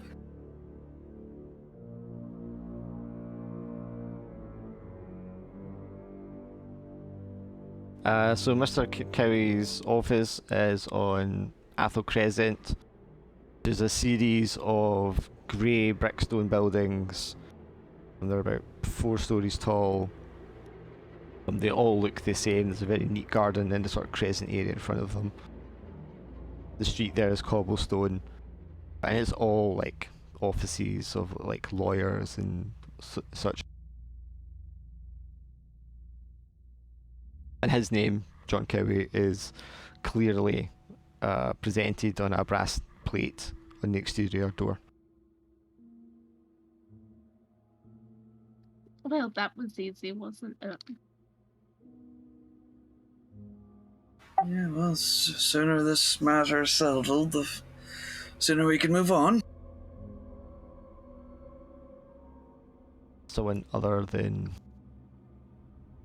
Mildred went to inquire to this guy. Paul, do you want to do that? To do the honour?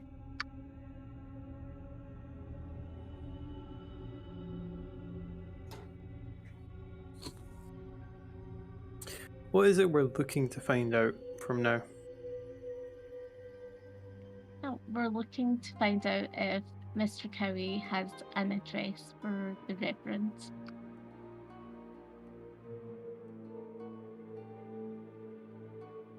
Okay.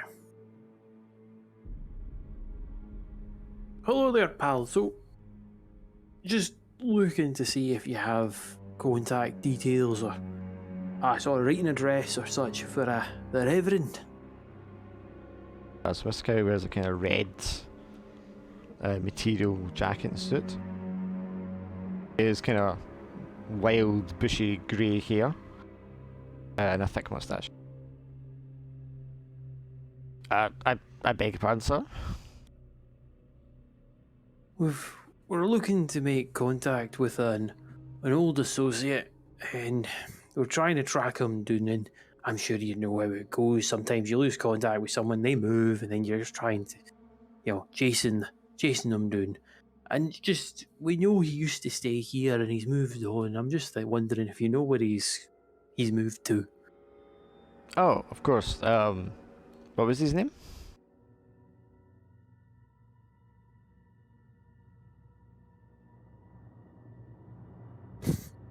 Sort of loaded up roll 20, and I've got that ominous arch, which is just threw me there. Everything's freaking ominous. That's true.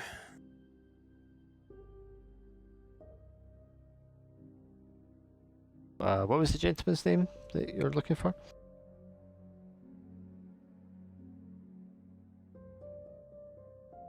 I'm now trying to remember the name because so many names have been thrown at me. I want to say Reverend Boyle, and it's like, no. Thomas. Reverend Thomas. Michael Thomas. Aye, the very same. Closes his book that he was about to open. I don't need any reminder of that name, sir. Oh? No, that blackguard absconded with several months unpaid rent. Oh. The police came looking for him. Murder, they were saying he's guilty of. Frequenting prostitutes in the night. A man of the cloth? Cloth. He was a scamster, from what I heard. He wasn't associated with any proper church. He ran something of a cult. Cult, you say? Yes, I believe they were all arrested in connection with some crime or other. And that's when he absconded. When would that have been? Oh, I believe it's September, October 1912, about 10 years ago. Were you able to find out whereabouts he's... Did you catch him? They did not apprehend... Well, I believe they arrested him and then he was released. I know there's a detective at the time who was most adamant about prosecuting him. And they made inquiries in the underground. I don't believe they caught him. I think he escaped through the vaults in the underground. But where he's ended up these days, I have no idea.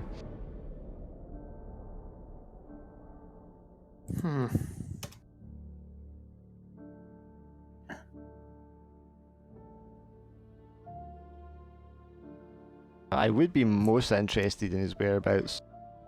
I'd be willing to offer a finder's fee if you did locate him.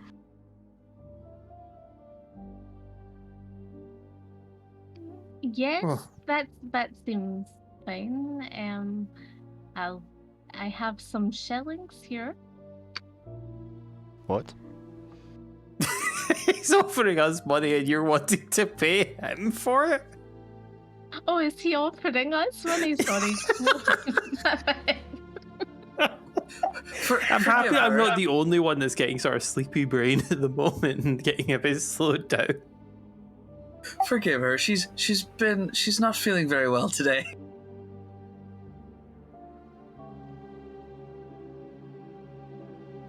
Right, well, yes, I'm sorry I couldn't be more help. If you did come across Michael Thomas's whereabouts, I'd be most interested in knowing that myself. And maybe a finder's fee? Yes, I would offer a finder's fee. How much? Well, it depends on how much I was able to retrieve from him that he owes me. But maybe as much as 10-15%. Much to seal when the backdated. Uh, Are you trying to price gouge this guy?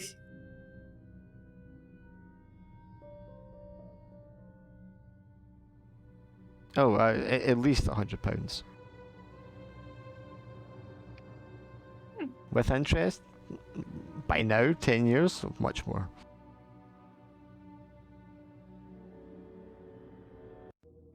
We'll see what we can do.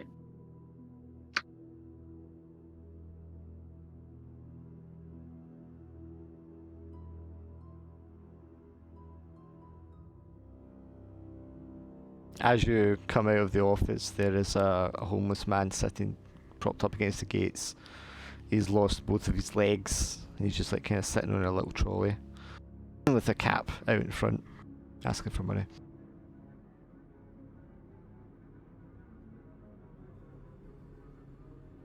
Yeah, Kian will drop a little change in his cap. It's kind of gruffle. Thank you, sir. I would like to give you some change, but in exchange for some information that you might give us.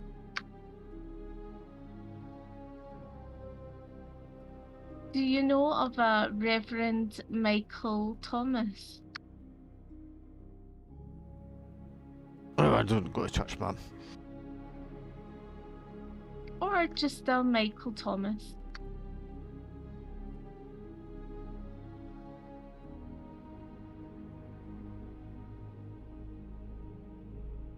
Is that a no? Why don't you roll 1d6 for me?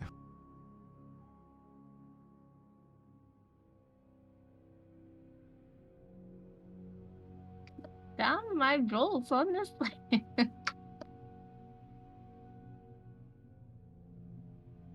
Wouldn't know anything even if I did.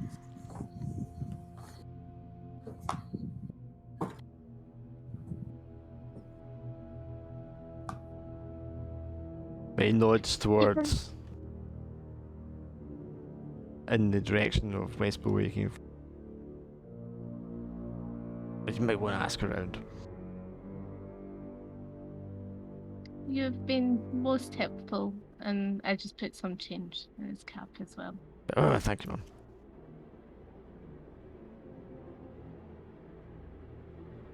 man. I think this Michael Thomas is in the vault. So far, that's what people have been saying. Or at least he's escaped through the vaults. Do you think we even have a chance of finding him in there? I mean, 10 years? 10 years, we're not police, we're not detectives. We can't just give up. I think maybe, I don't know, do we look in the vaults now or do we come back?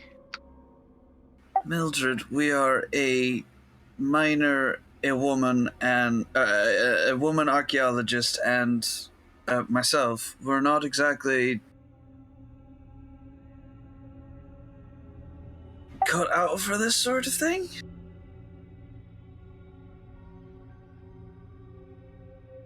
That's true. Maybe we should leave it for another time. We just really don't have a whole lot to go on, and we're just the three of us. We have really had, like, you know, a lot of driving today and went back and forward, so... The fuel bill alone is shocking. Yeah, I'm fairly certain your husband wants to kill us. Probably, but we'll kill you, to be honest. probably. I think we should refresh and think about this tomorrow. And maybe perhaps when Finley is here.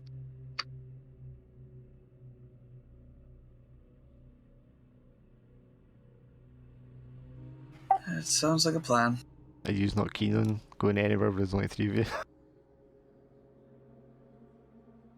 Sorry, what was that? Are you not keen on going anywhere when there's only 3 of you? I mean, to be fair, Keane's not keen on going anywhere at all. I can't argue with his logic. Like, he's terrified. He's like, the fuck's going on? Paul, what do you think? Do you think we should brave on today, or should we call it a night?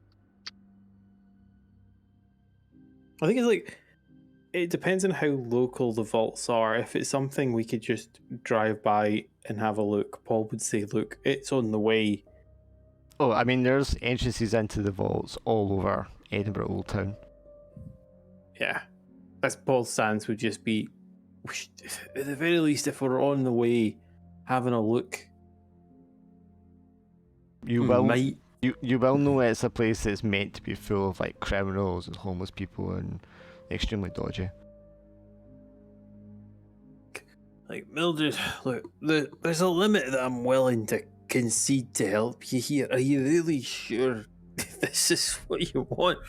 We're going on a manhunt on a guy the police haven't found in over a decade. Even the debt collectors, and I know how brutal they can be, haven't found him.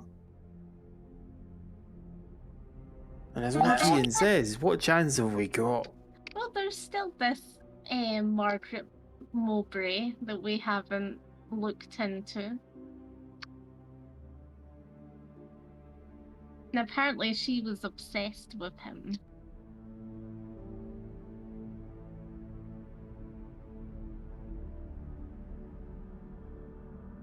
I'm just feeling a wee bit on the. I really would feel more comfortable going on this manhunt with a shotgun or some form of protection. Yeah, Paul, could we swing by your home and get your shotgun? I'll get my flashlight. It's gonna be a lot of driving. It's like it's one of those things. Like I'm trying to like think what he's gonna do. Is we're basically you're wanting to say we're gonna go into these places armed to the teeth. Like what are we expecting to find in there? Clues. Criminals. With a shotgun? Well, it could be a scene from Hobo and the Shotgun when you have the shotgun. I mean, you don't have to at go home the- and get your shotgun if you don't want to. I think Ian might Like- go and get a pistol.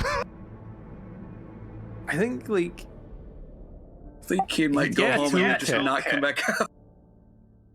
yeah, like Paul would get his or want to pick up his tools and go. I think Paul, you being a miner, like in the dark and, when it's, Dreek, I don't think you would really mind going into places like this, You're used to it going in the mines, Well, there's a difference. I get paid to do that. Kid just cocks his head at Mildred, just like, what are you talking about? Maybe we need to speak to Bee and we need to speak to Finley and maybe wait on this. You told the poor woman that her cousin's been murdered by a monster, and then she stormed off. Do you really think talking to her is a good idea? She might have calmed down by now. Are you sure you're well? I'm totally fine. I think you're being a scaredy cat.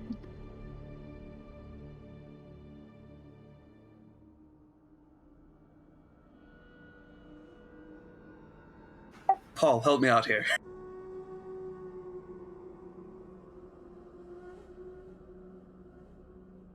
You've led us all on this wild goose chase, and we've got nothing to show for it other than everybody pointing towards the vaults. And even you are wanting to dive headfirst into it. I was invited to lunch today. That was the extent of my obligation. Will we call it a night and sleep on it? Oh, dear Lord.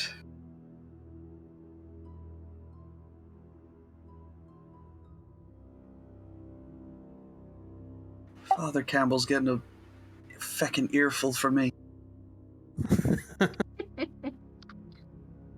So what do you do? What do you suggest, Paul?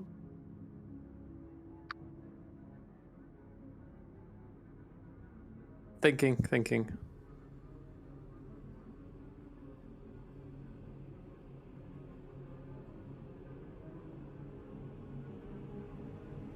We could always just have a little peek-see in and just, maybe at the,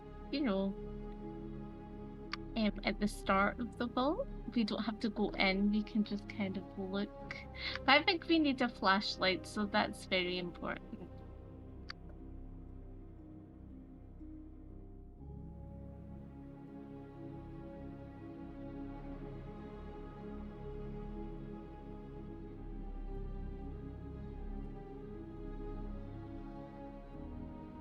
Because I understand, like, Kian's motivation is, let's just let sleeping dogs lie and I'm done.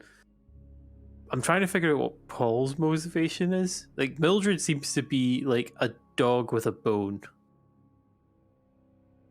She ain't letting go. And I'm trying to figure out what Paul would want to do. Because for now, he's been coasting on just thinking, like, maybe this will help Mildred. I mean, so you know there's a missing lassie, and possibly a murderer, and he might be the one responsible for, or in some way responsible for what happened to you in the basement. As well as That the makes a thought bit of- more sense. Like, if this is potentially, like, they were squatting in the house and they might have caused trouble and this might have been that. Well, you know he might have been responsible for some. You know he's responsible for it in some way, given on the evidence that he's looked at before. And he is a wanted murderer, and there is a finder's fee for finding him, so there's a financial motivation.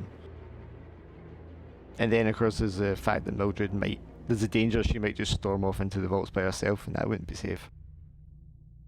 That would make way more sense for Paul to just sort of agree with it. I think that's what Paul will just sort of get. Like Mildred, if I leave now, are you going in there on your own? I can't see whether I would or wouldn't. I mean, your husband. If you had your flashlight. If I had my flashlight, there's a possibility. He sort of Paul sighs and sort of lifts his glasses and rubs the bridge of his nose.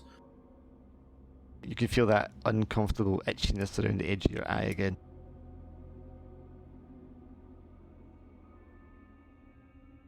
Sort of, he sighs, looks at Schiann. Schiann, are you a married man?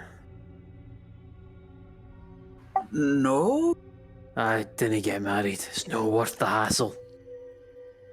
I'm very quickly learning that myself. Yes.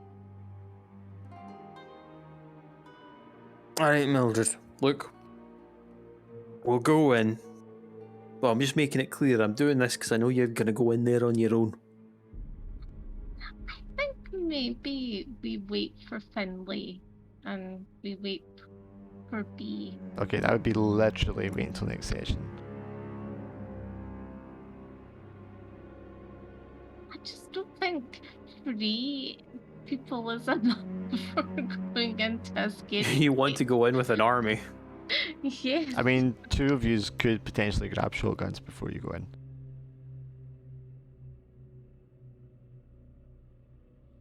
Or if you want to save time, one of you, because Schiann lives kind of nearby. I feel like Mildred is trying to get an army together, fully armed, and then as soon as shit goes down, she will be the first one out. As from my experience of how Laura plays the game, that is exactly how Laura plays any tabletop RPGs. Like, oh look, there's drama. Let me throw a grenade in the room, close the door, lock it, and wait until the explosion. Which pisses me off because it's exactly what I would do. But I keep falling for it.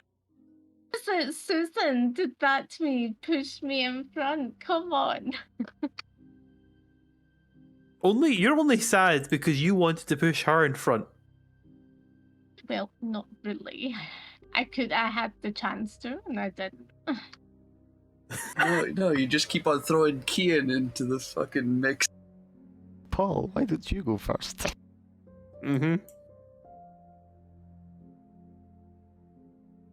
Yeah, so what do you want to do?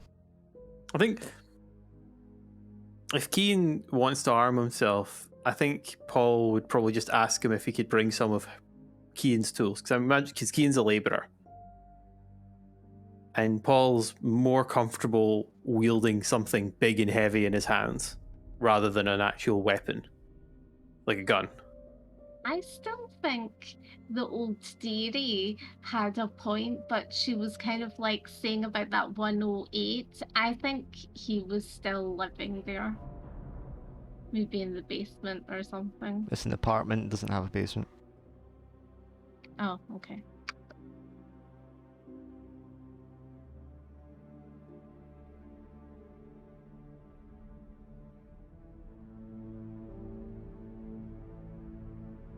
So do you just want to swing by Schiann's and grab stuff? Yeah, I think that's probably what we're wanting to do. Okay, so Yeah. get in the car. Alexander's still driving the car. He's been a taximan all day. swing by the lower end of Old Town, all the cramped medieval kind of apartments, very like where you're in West Bow, because that's part of Old Town as well. Except Keen's obviously in more of the lower income bracket with all the other Irish. Yep. Like all the other Irish. Well, they're definitely going to be kind of living in close proximity.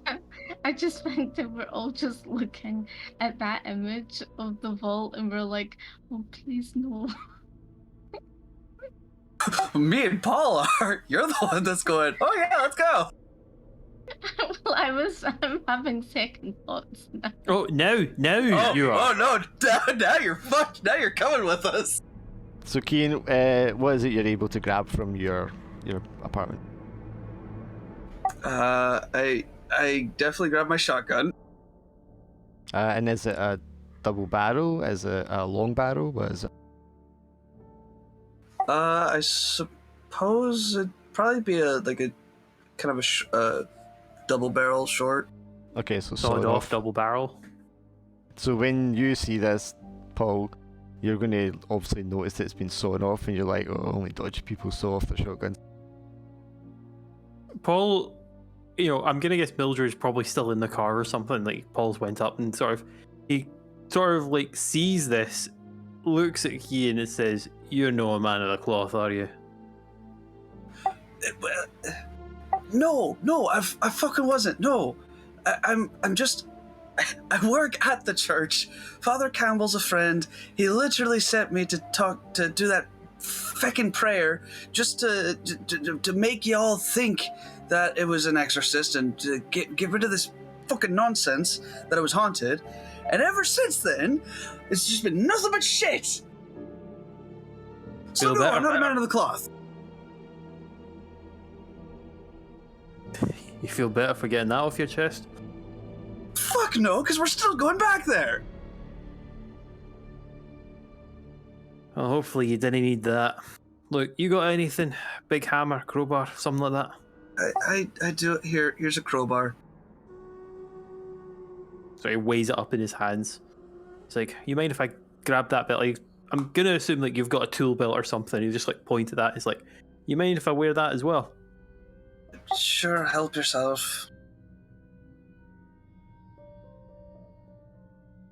So I'm imagining it's just heavy tools like hammer, screwdriver, and stuff like that, and somewhere that I could just slide the crowbar in for carrying it. Sure. Yeah. Are you hiding your shotgun under your jacket when you come out, Keen? Definitely. big long jacket. It's just down the arm or something. Pretty much, yeah. That's why I actually have a jacket. Alexander, we're going to need some sort of weapons to go in here. What weapons? Where are we going? We're going into the vaults, my dear. Right, Millie. No, we're not going into the vaults, Millie. That's ridiculous. Why would we need to go in there? I think maybe we can go home and have dinner and... You're sending... Are you two gents going into the vaults? Well, no. Millie was leading us into the vaults. You can see in his head he's just playing like, this damn woman. Her poor husband. I feel so sorry for him. So you sort of like Paul gives a very sympathetic, like, knowing look of, I understand. Okay, Millie, and he like puts the thing in the gear and drives it really hard back to your own apartment, so you can get your flashlight and whatnot. He doesn't say a word the whole way. Do we have a shotgun? Or No, anything he takes out a service revolver that he had in the war and puts it in his jacket. like that? I'll take a golf club. He's like, what are you doing, Millie? The golf club. I need to have something. He yanks it out of your hand. He's like, you're not taking my good 9-iron into the goddamn vaults. Excuse my language. I need a weapon. You're a woman. Alexander. You cannot be carrying a weapon. Are you ridiculous? No, Now, you've already dragged these two fine gentlemen in there with you, and God knows why I'm going, but I must. So, but no, you are not carrying a weapon. At the first sign of danger, you are going to run.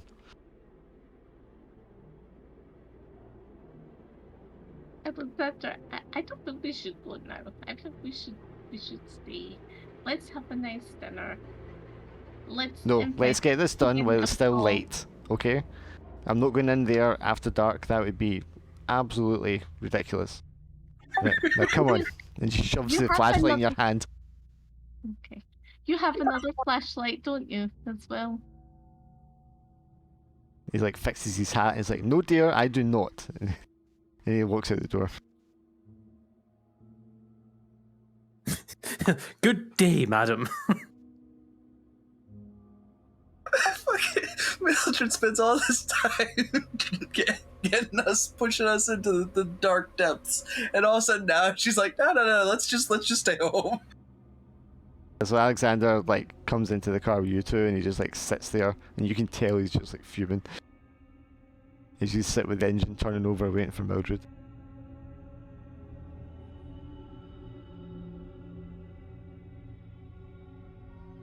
So, I'm having a bit of a coughing fit. It's been a fatigued afternoon. He hits the horn like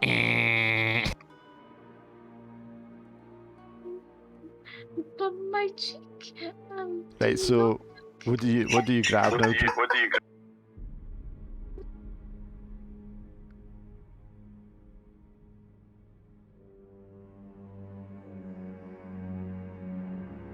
What were you taking with you, Mildred? I've concealed a golf club. So you're taking a golf club Yes. as well as your flashlight.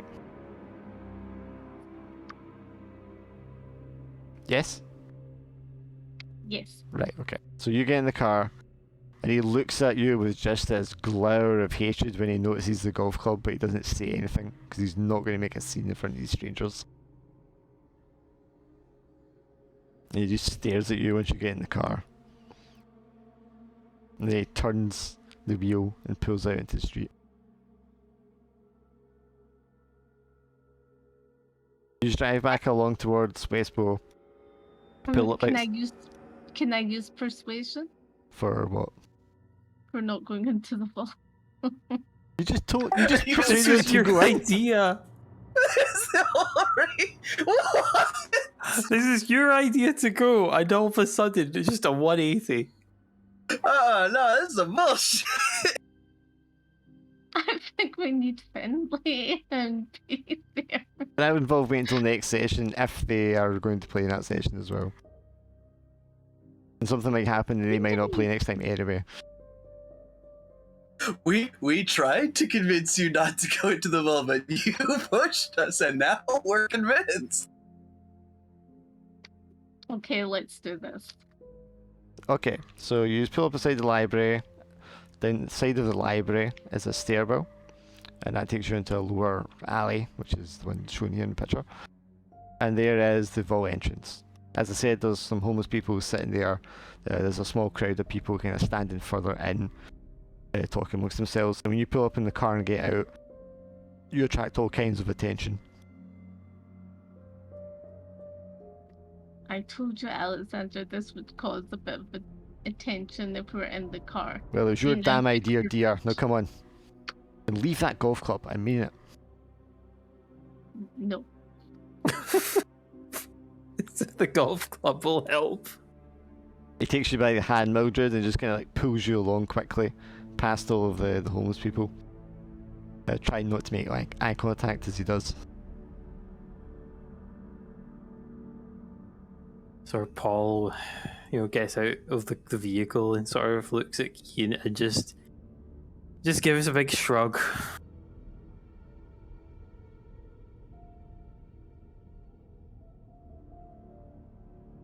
You just go into the first archway, turn left, and it's a stairwell you go down, and immediately you're in a very poorly lit series of passageways. Okay, I have this flashlight. Eh? There's a couple of gas lamps kind of on the walls, and just like candles here and there, but it's still very dark. Brickwork is worn. The ground is, little more than kind of some rocks and dirt. But there's people coughing, there's a little fire, and you can see some children sat around it trying to stay warm. And there's a very strong smell of urine and stale alcohol. As well as just the smell and the heat of bodies sort of crammed into this area. As you kind of sidle your way along past people.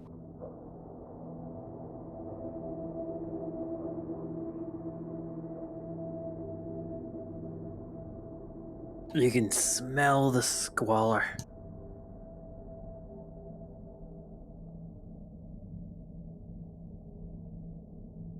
The passage continues along. There's doors coming off every so often, which is into a vault.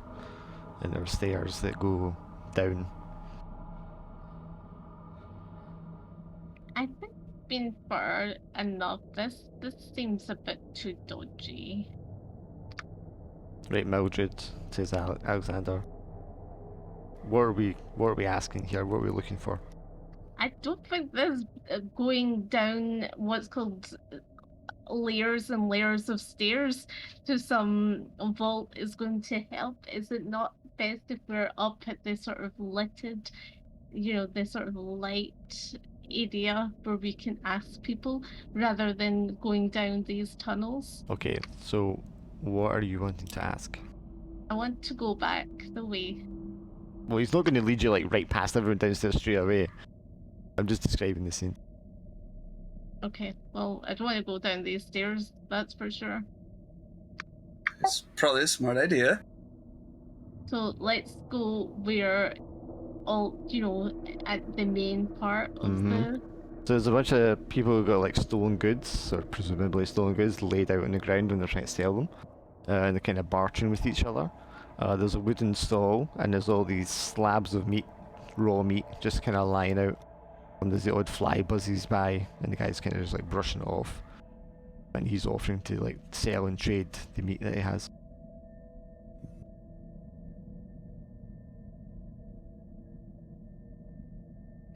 Good sir, do you know of Michael Thomas? Coughs and spits to the side. Thomas? Does- No. No idea. Reverend Thomas? Do you want meat? No, thank you. Go on to the next people. The people with the goods. Hello, kind sir. It's a guy, one side of his face is kind of lightly scarred, but his eye is under like an eye patch. He's all unshaven looking, although he doesn't look very old. Oh, I see we both have matching scars. You try to be funny, hen. No.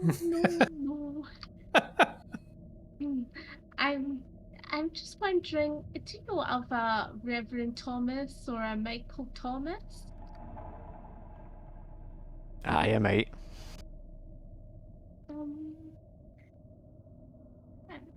I've got a few shillings here. Maybe you could exchange some information. He looks at the three men with you. It's like, aye, alright then. And he puts his hand out. Give him the shilling. Shovels them into his pocket without even looking at them. I know who you're talking about. The priest? Yes. Do you know if he lives in the vaults? Heh. Like laughs a little bit. I've not seen him in a long time, but when he used to come here at night, he'd bring some lassies with him, and they'd go down that way, the lower vaults.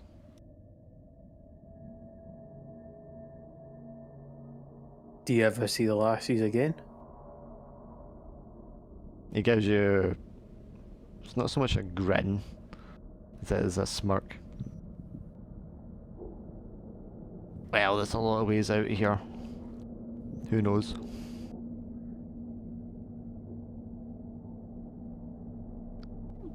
Interesting. So you haven't seen them in a while? No, I've no. Oh, well, I think we've covered enough, haven't we? He hasn't seen them in a while, so I don't think he's in here. Nobody's seen the Reverend in 10 years. That's the only information we've got. He's either dead or he's far, far away from here. Well, there is another possibility. I think we go and find out this Mowbray girl. There's a third possibility. The guy The with the one Margaret eye's kind of like Mowbray? scratching the back of his head. Know of a Margaret Mowbray?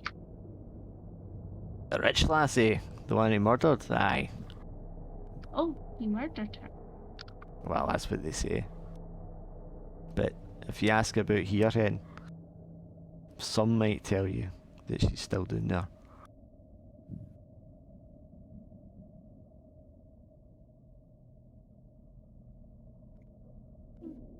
I think all this is kind of hearsay. Well, nobody goes down to the deep vaults anymore. Know if they want to come back. Yeah, I don't really like going downstairs to dark places. It's not really me.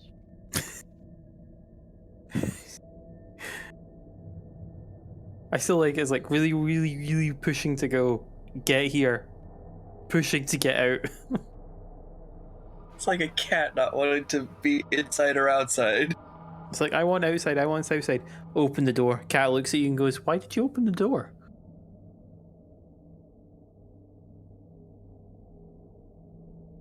The moment you and I stopped resisting, that's the moment she was like, hold on a second, that's illegal. I think we stop here. Your husband, he's still angry at you.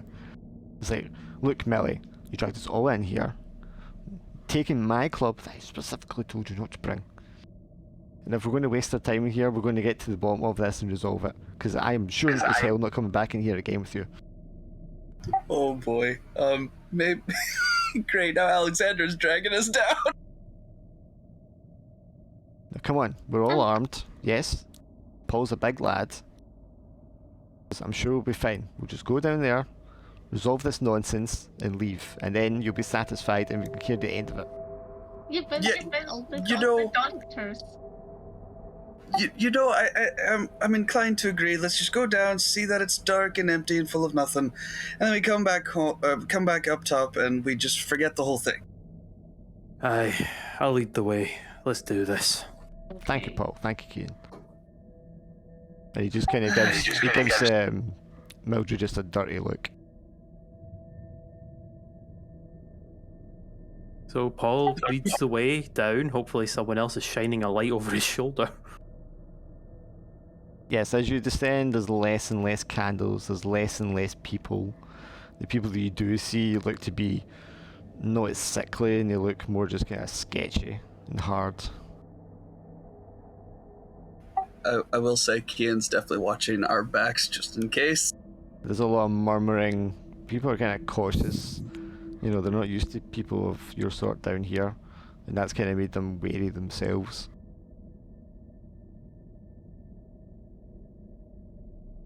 All the more reason. I'm just gonna wait for her to get back.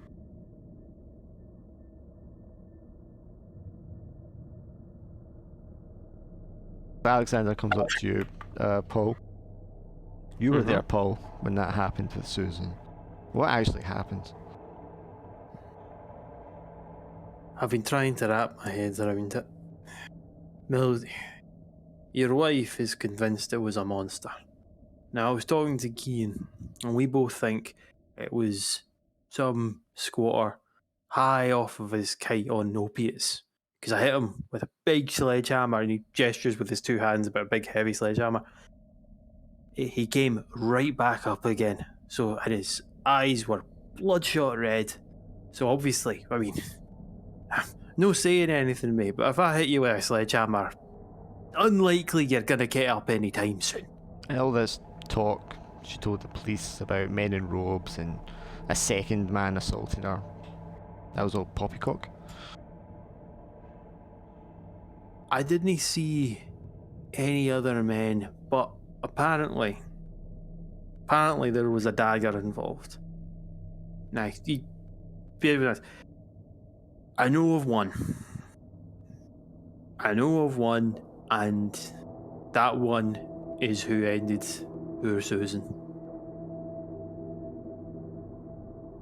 I heard of a dagger, and I saw the wounds on people with a dagger, and I'm gonna say I didn't think your wife did it to herself.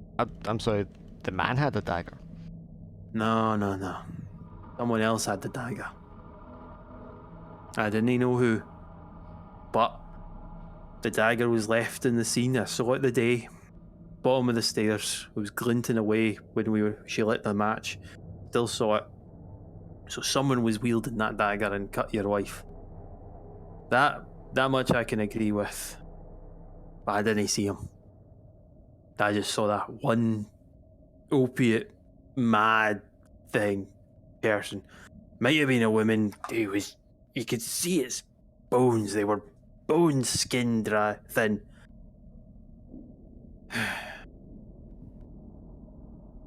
Just those opiates, just you do them once and just it kills you.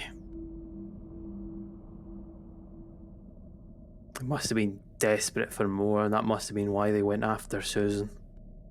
He's more sort of like he's mumbling now about it as he's trying to remember. As you're descending, it starts to get kind of warmer on the ground. The air's kind of, it's not that sickly smell from upstairs. It's just kind of drier and stale. But because there's less of a draft, it doesn't feel as chilly as it did near to the top. Be prepared. Probably low ventilation down here, hence why it's getting warmer. If you start getting dizzy, speak out loud. It might be the oxygen or the air's getting a bit thick.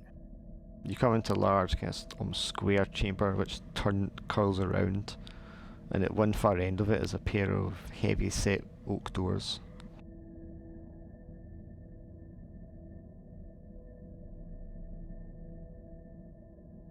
The dirt kind of around the door suggests they've been moved fairly recently, but on one door it's heavy, thick, so it looks like it's not been opened at all for a very, very long time.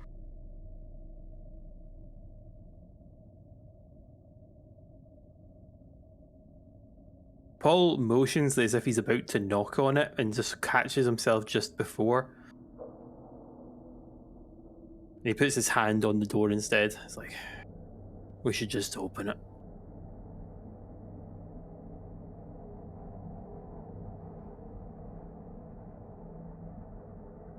So, he tries to open the door. The door creaks open slowly. Inside is a pitch black chamber, barely illuminated by the flashlight. The smell as soon as you open the door hits you is very strong metallic taste. There's a sound of kind of gums suckling or chewing. You can see in the middle of the room, the vault. It's a large circle of loose stones that have been arranged. One end of the vault looks as if it's collapsed. In the corner of the room, there looks as if there's a black iron gate leading down into another passage. And on the right hand side in the corner, there's a person huddled. And they kind of turn their back and pretend as if they're sort of hiding in the darkness when you use flashlight in.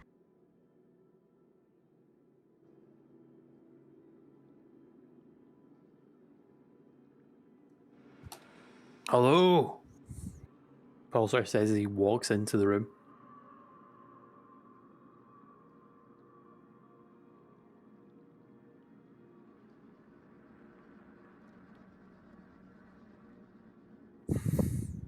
Mate, look, I'm talking to you.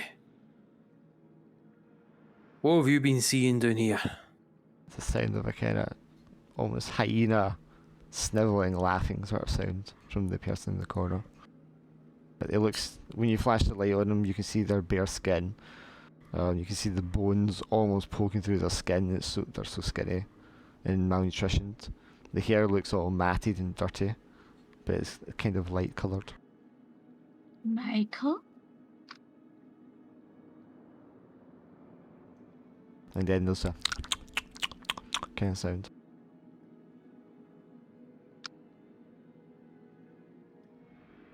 Schiann just sort of quietly gets the shotgun ready. He just loading the 2 shells into it. Michael Thomas? Do you want to creep closer to the person in the corner? No. Schiann is standing behind Mildred at the door, just saying. Alex goes in and he reaches Mildred's into his standing jacket. behind Paul at the door. Alex has got his hand reached under his jacket as if he's ready. If that's you, Michael Thomas, and I'm shouting, tell us. Your voice echoes around the vault around you. And the face turns around and you can see it's the face of a woman, a very young woman. Margaret? Margaret Mowbray. Her eyes are like wide, staring blue eyes. Her face is covered in mud and something dark and red. Someone give her the jacket. Someone give her the jacket. Alex takes his coat off and goes up near the lassie trying to cover her. She looks at him fearfully and scurries off to the other side beside the iron gate. Hey now, lass, he's just giving you a coat for your dignity.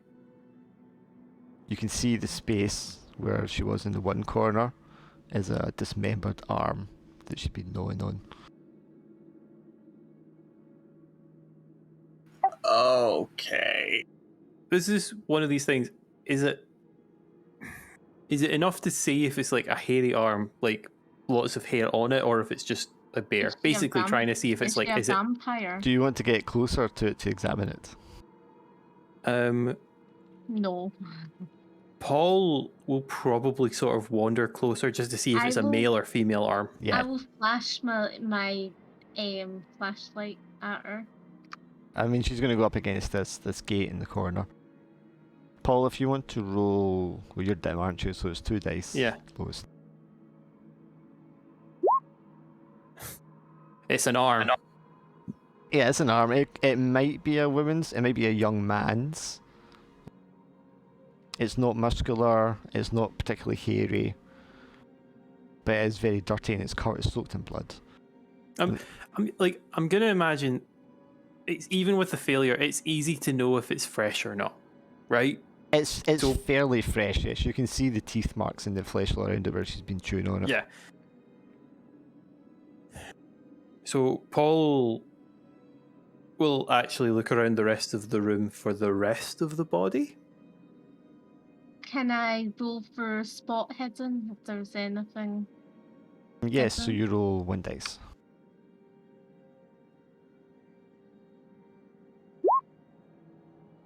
I think I'd also like to roll spot hidden if I could. You are dim, so it's going to be 2 dice, the worst one. Okay. So, 4. Mildred, you find a necklace with a turquoise tear-shaped pendant on it. Guys, there's that turquoise pear-shaped necklace that that superintendent guy was talking about in Dunfermline. Schiann, you find what looks like an old overcoat that's kind of like covered in muck. You can pick up and shake it off out of the dirt and start to rummage around in the pockets, and when you do, you find like a crumpled up letter. Oh, okay. see what it says.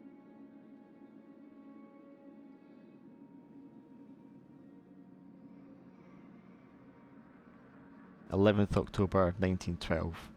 Dear Michael, it was a pleasure to hear from you again, my friend. Only last week I was informing our guest, a Hungarian admiral I may add, of your wonderful practice in Edinburgh. My father was not wrong to describe you as the soul of us all. May he rest in peace. As to your request, of course you are welcome to holiday at our estate on Rum. We rarely make use of it, somewhat unfortunately, but I'm afraid it reminds me of my father in a painful manner, and I cannot bring myself to sell it. The castle is staffed at all times, of course, and I shall write to inform them of your impending arrival. Feel free to stay as long as you desire, and we shall endeavour to visit this summer for some weeks. Your loving nephew, George Billow. Oh, maybe he's in Rum. Isle of Rum, that's off the west coast. I think we need to go to this Isle of Rum. Right, well, I'm all for leaving, but we do happen to have another woman down here with us. It sounds like it looks like I she's think got some form of shell shock. A creepy wheezing sound echoes from beyond the black gate, and the woman furiously tries to pull it open with her skinny, weakened muscles. Okay, I think we should get out of here. Like, She no. pulls the gate open and scampers in there on all fours. I think Paul will try and grab the light off of Mildred and shine it, like, as it go up to the gate and shine it down. Probably calling after the woman. Her voice echoes down, and again you hear that sort of wheezing gasp. I don't like this. I'm really scared. I really want The tunnel go. beyond doesn't look as constructed as the one you're currently in. The kind of brickwork is loose, as if it's only half finished. In the deeper tunnel, you can tell, Paul, from your mining expertise, is just been kind of hewn out of the rock and then left. I don't think we should go down there. I think we should go. Yes, I think You she's... saw that woman. You're saying you just want to leave her down here. We can She's get obviously the police, starved. We can get the police involved with this. We can't save everyone. I'm sorry. This is just crazy. Alexander turns to you, putting his coat back on. Oh, now you want to get the police, Mildred, after you lie to them. Well, I'd rather get the police than have to deal with some crazy person. What's going to the other side of that gate? Be practical, Alexander. Let's get the police. Oh, now she wants to be practical. He's like, what is that noise? Let's go. Come on. It's like, I'm you know, tired. Paul I want to go keeps home. angling the light down the tunnel without going past where the gate is. I'm sure the gate's like open and stuff, and he's not going through. Oh, I really don't like that noise. Something's honed a tunnel into the rock here. Looks old. Don't see dust and dirt. I don't like this. Come on. I really don't like this. I can't be too far. Is it No. animal or no. something, Paul? Could it have fallen down a shaft? I mean, it could be the unfortunate owner of that arm. Sorry, he Oh. looks to the ground to see if there's like sort of blood trail or something like that. Alexander, Oh, Paul definitely. just told you about what happened to us at the house. Yes, and Paul has informed me that what you said was a lie, Mildred. I didn't want to scare you. Now, we've found a poor woman here. God knows what's happened to her. And as Paul said, someone has clearly been brutally savage down here. And now you want to back out? Schiann. Right. You come over here. I know you've got that gun. It just doesn't feel right just leaving this poor woman here. I mean, look at this trail of blood. He pulls a crowbar out and sort of taps it against the wall and shouts down. It's like, look, do you need help down there?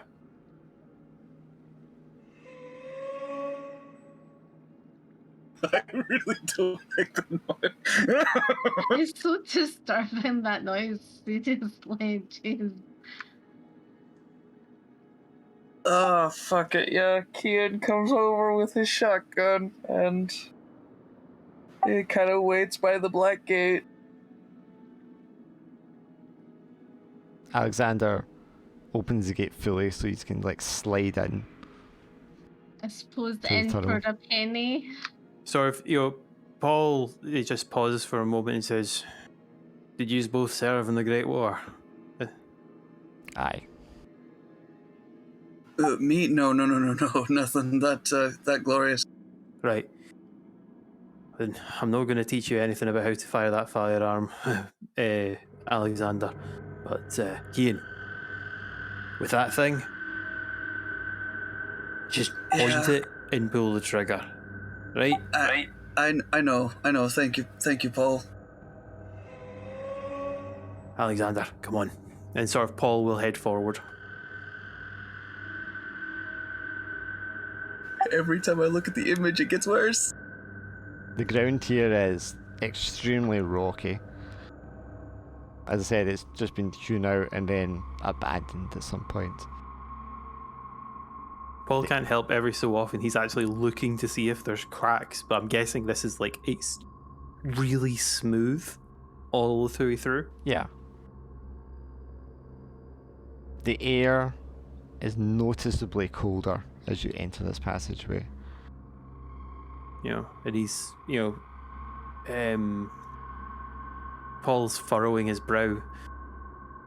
This doesn't make sense. If there's living things down here, this should be warm. There's ventilation. It smells like rotten flesh. Kian's just got his gun out in front of him, pointed down the tunnel. I fucking hate the noise.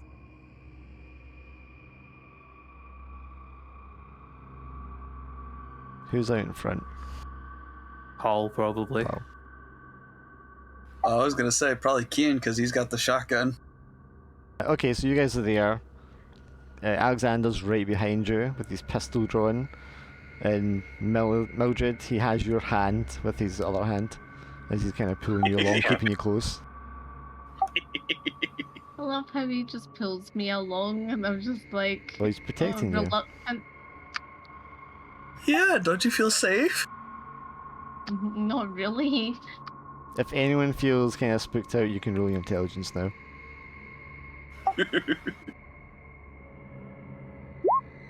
I don't. I think Paul wouldn't be spooked out. I think.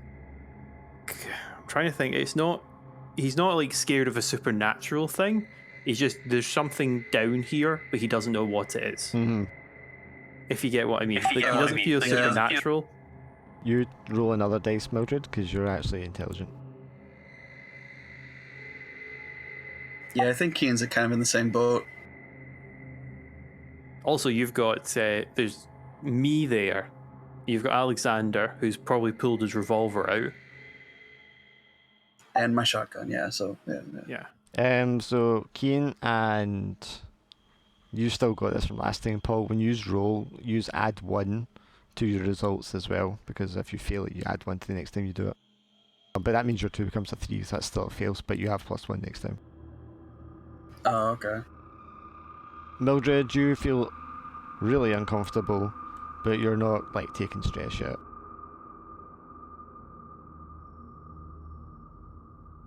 The tunnel is long, winding, and dark. The walls themselves, if you press your hand against them, feel warm, almost like they're living skin, compared to the cold air down here. Oh, okay. I didn't need that, sir. You feel pins and needles tingling on the ends of your fingers and your toes.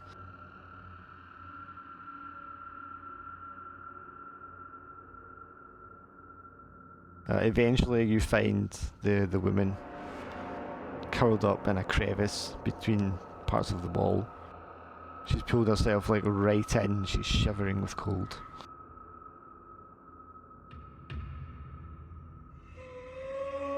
The sound echoes from further in the tunnels. Right, well, we know where the woman is now, so we'll just stop here. So you can see she's just like murmuring to herself over and over again. It comes, it feeds, it's hungry. It comes, it feeds, it's hungry. It comes, it feeds, it's hungry. It comes, it feeds, it's hungry.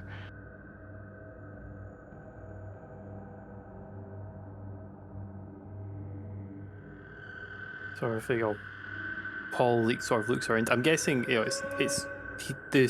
the woman's just stopped in the middle of this cave. Like it still keeps going past her. Yeah, and she's pulled herself like into a crevice at the side of it to try and sort of hide as best she can. I think Paul will probably get up to about maybe 3 meters away or so. You can see like human bones lying on the ground here. There are human bones on the ground. Everywhere. Right, so let's grab the woman and let us all leave immediately. Sort of, Paul takes a flashlight and shines it down the rest of the cave past the woman. It looks as if to you, with your expertise, that it widens out. Yeah, Kian's planted right here. He's got his gun pointed that way. Wherever the noise is coming from. Let's grab the woman and go.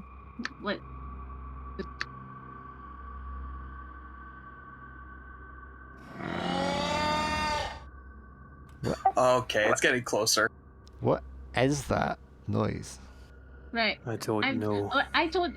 We can talk about this till the cows come home. I think we really need to just grab this woman and go. So who's with me? Paul approaches the woman and asks Cian to just stay by him. So Paul's not walking in front of the shotgun. Oh yeah, no, yeah. Cian is basically covering the further end of the tunnel. Are you? But also close enough to. Sorry, what? No, you go. I was just gonna say close enough to also maybe help out if the woman does something. Yeah. So Paul's approaching the woman. So let's say meter by meter. So 3. So slowly 2. approaching, trying to be comforting. Yes, trying to slowly his hands doesn't have a weapon in them. He puts the crowbar back in the tool belt. Mm-hmm. And offers a hand, palm up, reaching out to the woman. Okay, so you are average appearance, and you don't have any skills for persuasion or anything social like that. So just roll me 1 dice.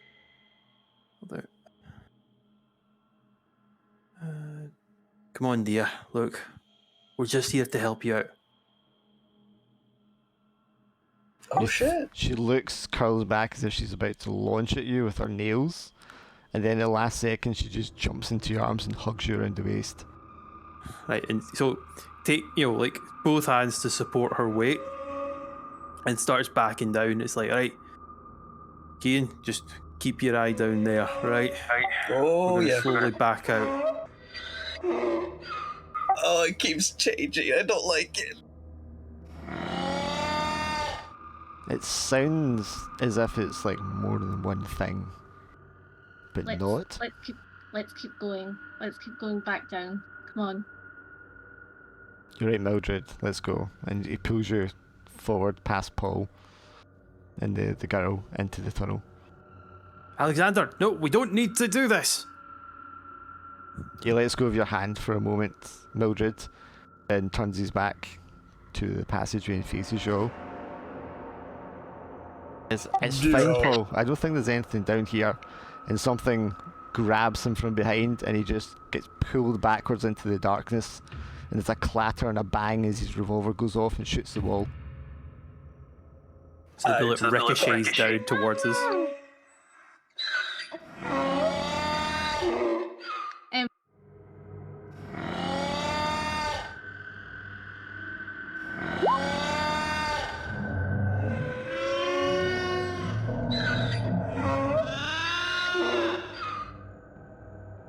It's a cry, and you can hear a scream and a yelp.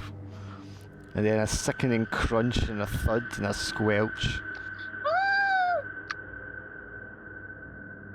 Again, crunch and a squelch, crunch and a squelch, squelch, squelch. He's gone. And then a slurping, crunching gone. sound. My husband's gone. You wanted to save this tramp. Hey, don't fucking start yelling at us about this shit. How dare you guys want to save this tramp? I think, if I'm honest, I think at this moment, probably Paul would probably, if she's being totally hysteric, probably do the sort of the incredibly misogynistic thing, and I feel horrible, probably slap her in the face and say, "Shut up! We need to focus." Right, we need to start running, basically. This large, shuffling mound of human body parts, No, Kian, as fuck if that they've shit. Let rip! melted together like wax, shuffles No. into view of the flashlight. Nah, fuck that shit. He runs past Paul, past Mildred, he's out of this shit. Fuck Well, that. I'm running. I'm right behind you. Running. Fuck Alexander. Who's Alexander? He's dead. Can you roll with your gone. fitness then? Is it a fitness? Okay, I am athletic. So you roll 2 dice and use the highest. That's 5. Okay.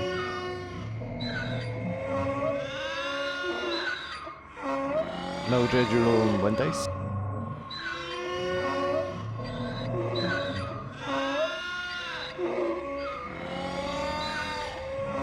Navigation not really good, so I can navigate. Is that not really good? No, Hello? it's just one thing, it's not going to matter much. Sorry, Paul, you run too? Yes, he'll have to run as well. He's trying to carry this woman. I'm using my free luck. Seriously, I'm using free luck. okay, that's fine. Right, Can everyone just take a stress flat out, not rolling for it? Yeah, 100%. Well, let's just say E because, yeah, of course. I think C because I slapped Mildred because of her hysterics. Yep, that makes sense. Which stress should you take, Mildred?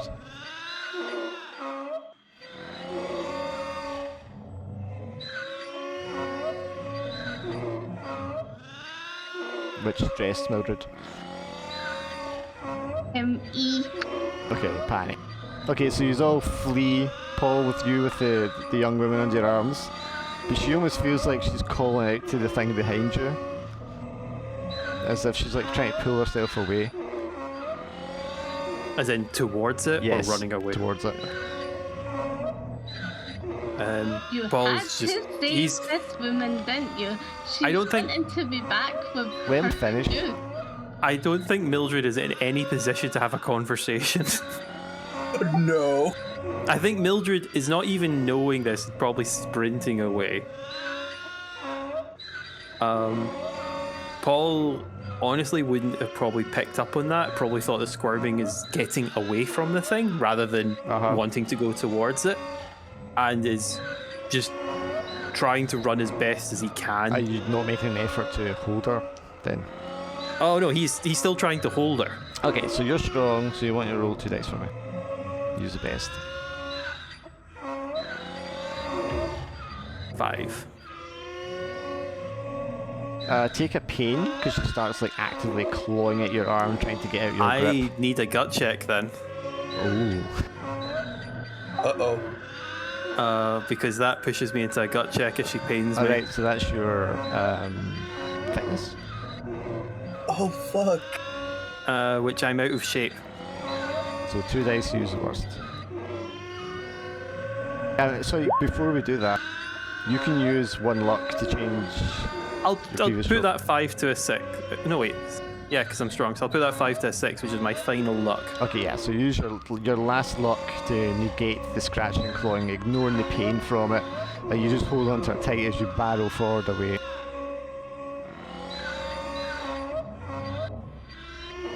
Yeah, so I'm out of luck. And as you run along a passageway out through the iron gate, slamming the iron gate shut behind you, scrabbling over the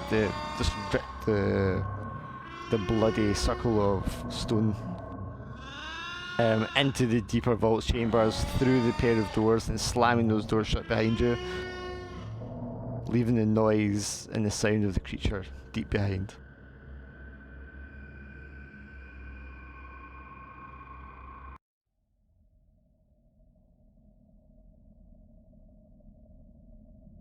I think probably the pure adrenaline would be to get out. I don't think we'd stop at the doors. I think we'd actually probably be trying to get out. So you just run through the deeper vaults, up the stairs, through the darkness, knocking over candles and lights, shoving aside the mean-looking criminals, pushing old women and veterans who are missing limbs and whatnot out of the way and are frantic as you get to the top. Yep, that sounds legit. Yep, yeah. Sounds legit, No yeah. shame at all. Definitely. All the way until you're right in the daylight of the cold afternoon air. Still with this woman over me. With this girl who is, squirming and whatnot, trying to get out of your arm, but you're just like a big bastard of arms just holding her there. We're going to the police. Is at this point then, Paul, you notice how much scratching and biting she's done on your arm. Like, probably because I am, like, cut up, Yeah. like, from claws and stuff, but the adrenaline is just cut out in my head. Yeah. We're going to the police. That's our... Schiann, help me, help me. Calm this woman down. Yeah. Can I?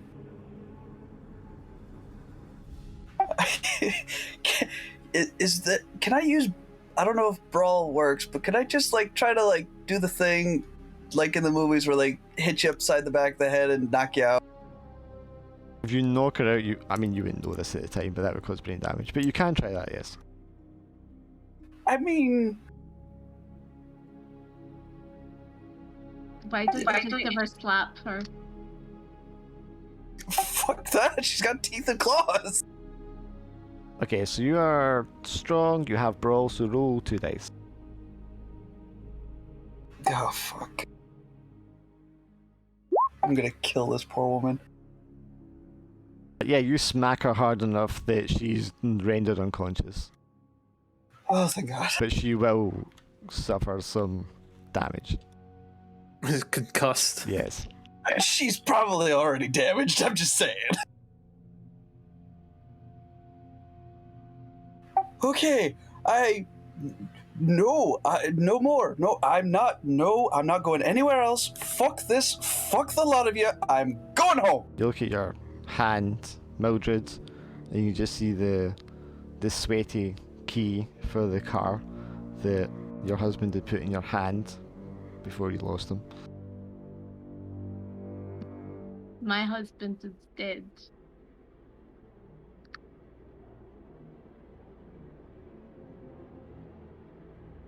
And I just walk back to the car.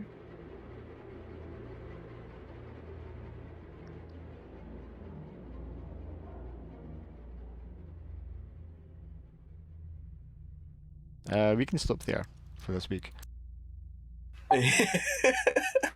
Ooh. So now you're a That was widow. intense, so guys, Jesus. Hey. You were the one that wanted us to go in the vaults in the first Yeah, place. no, we tried.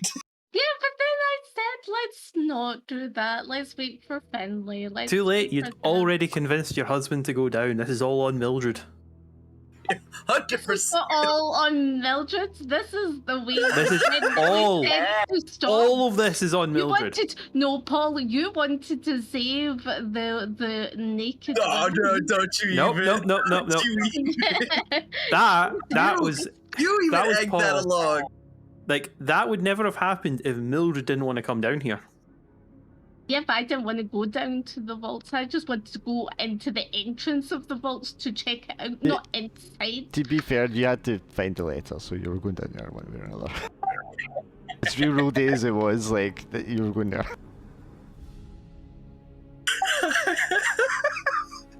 Dude, I was fully like, all right, if it's some sort of ghoul or whatever, Kian will stand his ground and just immediately blast it. But then you described this ball of whatever, and I was like, nope. I mean, I Do have you know a. what? Be honest? I felt that it was so predictable that Alexander was gonna die. I forgot Oh yeah, the 100%. The moment you said his back towards the tunnel, I knew he was dead. Yeah, I knew you were going to do that. Even before that, when he was going to go into the vault, I knew you were going to plan on killing him. It was just so obvious. You need to be a bit more practical with your storylines. No, don't you do that. A bit lackluster. So you tell me you weren't scared? I wasn't scared. It was a bit predictable. I feel that this is a bluff. Yeah, no, this is I don't know what kind of energy she's putting off, but it's not good. Oh, let's totally go into the vaults. Oh, wait a second, you're not telling me no? Well, I don't want to go now. So what was that? You said you have an image. Oh, I've got not an image, but I have a description I'd written of the thing. So you probably like in your dreams and like afterwards, you just, because at the time it was just like a flash, you didn't really take it in, but it's so imprinted on your mind afterwards that when you're thinking about it, you can see it clearly in all its detail. Oh yeah, no, Schiann is fucked. I actually watched a short movie recently.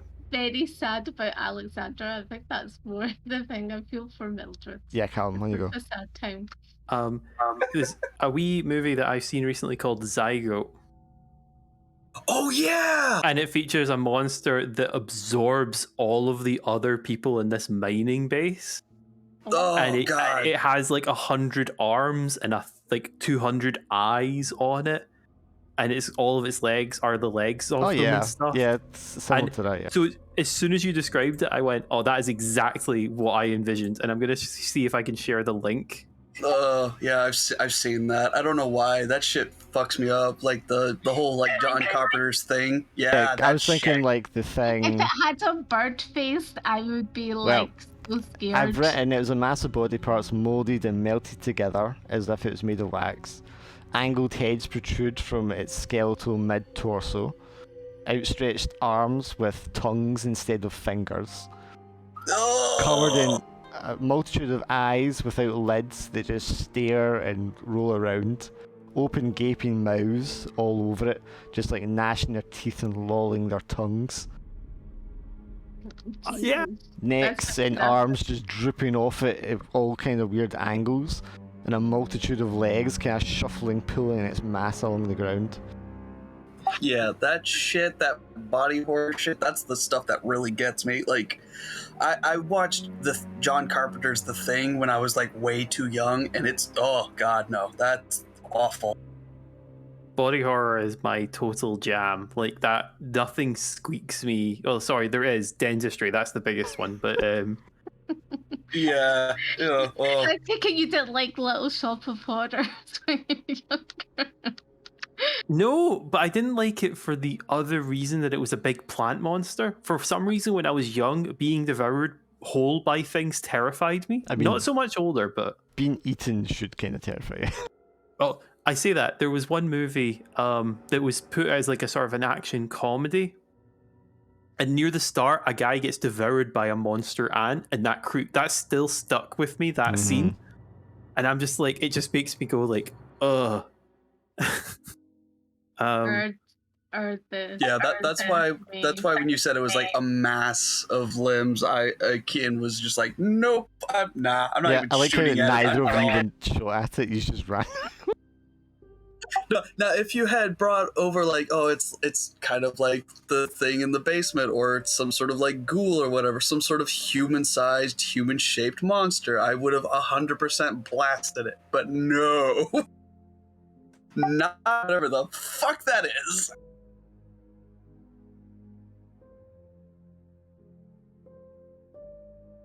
Oh yeah, that was awesome. That was quite scary. I thought the noise that it made was so scary. That was what I found. I was like, that scared me. I was trying to think of what something like that with all those mouths would sound like, because it kind of pulls itself along. And I thought a wheezy kind of sound. I felt as if it was like an abattoir, like. Yes. So I've shared the link from where the monster actually appears, and it's literally a chase scene down a hallway, and it's making noises as it goes. So as you were describing it, this scene was playing in my head. Yeah. Oh god, yeah. Ooh. Yeah. I also, when it comes to horror, especially when it comes because Call of Cthulhu, body horror, stuff like that is the best thing to get me freaked out. But at the same time, I also have this morbid curiosity of well, what happens after? Yeah, the monster's scary, but what's the deal here? Which is why I tend to, play this game and also click on this fucking Zygote video, which Okay, so you get a choice of how to spend your downtime. Does anyone have any wounds that still need treated? I actually seriously just have the stress that I got today, and then the stress that Schiann got last time. Yeah. So I'm good. I'm trying to think, see my eye wound. Yes, you've healed that one. Because you only That had one's one been- wound last okay. time, didn't you? Yeah, I only had the one wound, and Yeah, I've got that- a fair that- pile of pain. Yeah, that wound would have healed over the month, and then you would have healed all your pain instantly after that. Okay.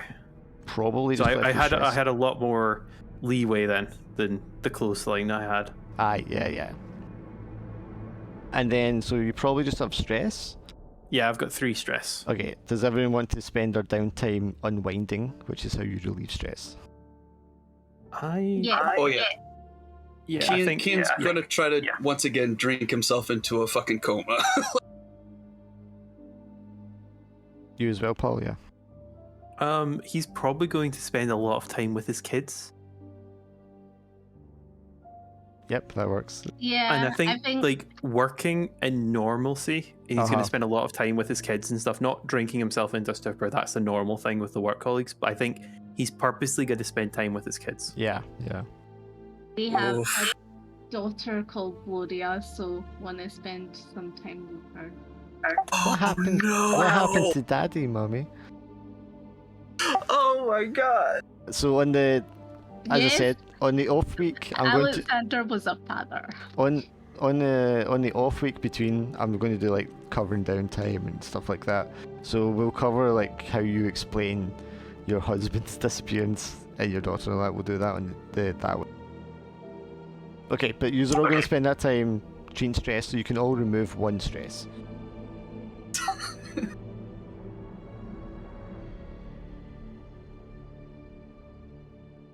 I'm And- going to keep the 2 C's that I've got because he seems to be becoming a much more angry person, Paul. Mm-hmm. I had an E, which was the entered into a panic, and I think getting rid of that, and he's just... Yeah, I mean the effects of it doesn't necessarily keep lasting, depending what it is, of course. But you just remove the actual box. I think you 3 can roll a 1d4 each for me and regain that much luck. Oh, I was actually literally about to ask that. How does luck work? Yeah, that? it's supposed to be from just role playing with our characters, and I think the 3 of you together kind of did enough for that. Okay, so Paul, you get 2 luck. Mildred, you get 1 luck. And Keen, you get 3 luck. But it doesn't go beyond your maximum. Well, that's fine. I have now I have 7 luck out of my 9. So I have 2 out of my 10. Yeah, I mean, I have 2 out of 5. Mildred, I mean, you'll get the chance to get more luck on the in-between week if we do some role playing with you explaining your husband, things like that anyway. oh man, that's Nice. awful. Well, you I did will- tell me, John, that if there's a session without a death, it's a bad session. Yeah, but I mean, mine are not going to have much in the way of combat usually anyway. You might get the odd wound or pain. It's mostly going to be your stress just accumulating over time, I think.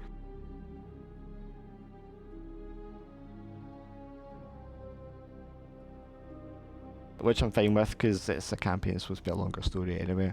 I don't mind Yeah. people not dying every week.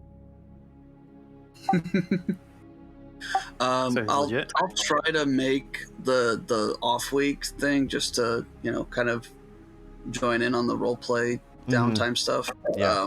Like, no, I will say no promises. No, Like I that's said, I'll fine. try. Yeah. I don't expect anyone has to do that because obviously Callum can't make those because he works.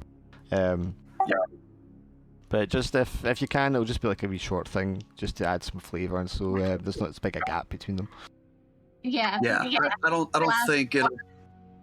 Sorry, go Last ahead. session was only an hour and a half, I think. It was only maximum. half an hour. It wasn't even that long. Oh, was it? Oh, Yeah, yeah. it was really yeah, short. Right. yeah. Fair enough. Yeah, I like I said, I kind of promised my girlfriend I'd take her to a movie on next Tuesday. But yeah, if we get back in time or whatever, I'll probably try to join in. No worries. Yep, that'll be us for this week then. Now, get you next time.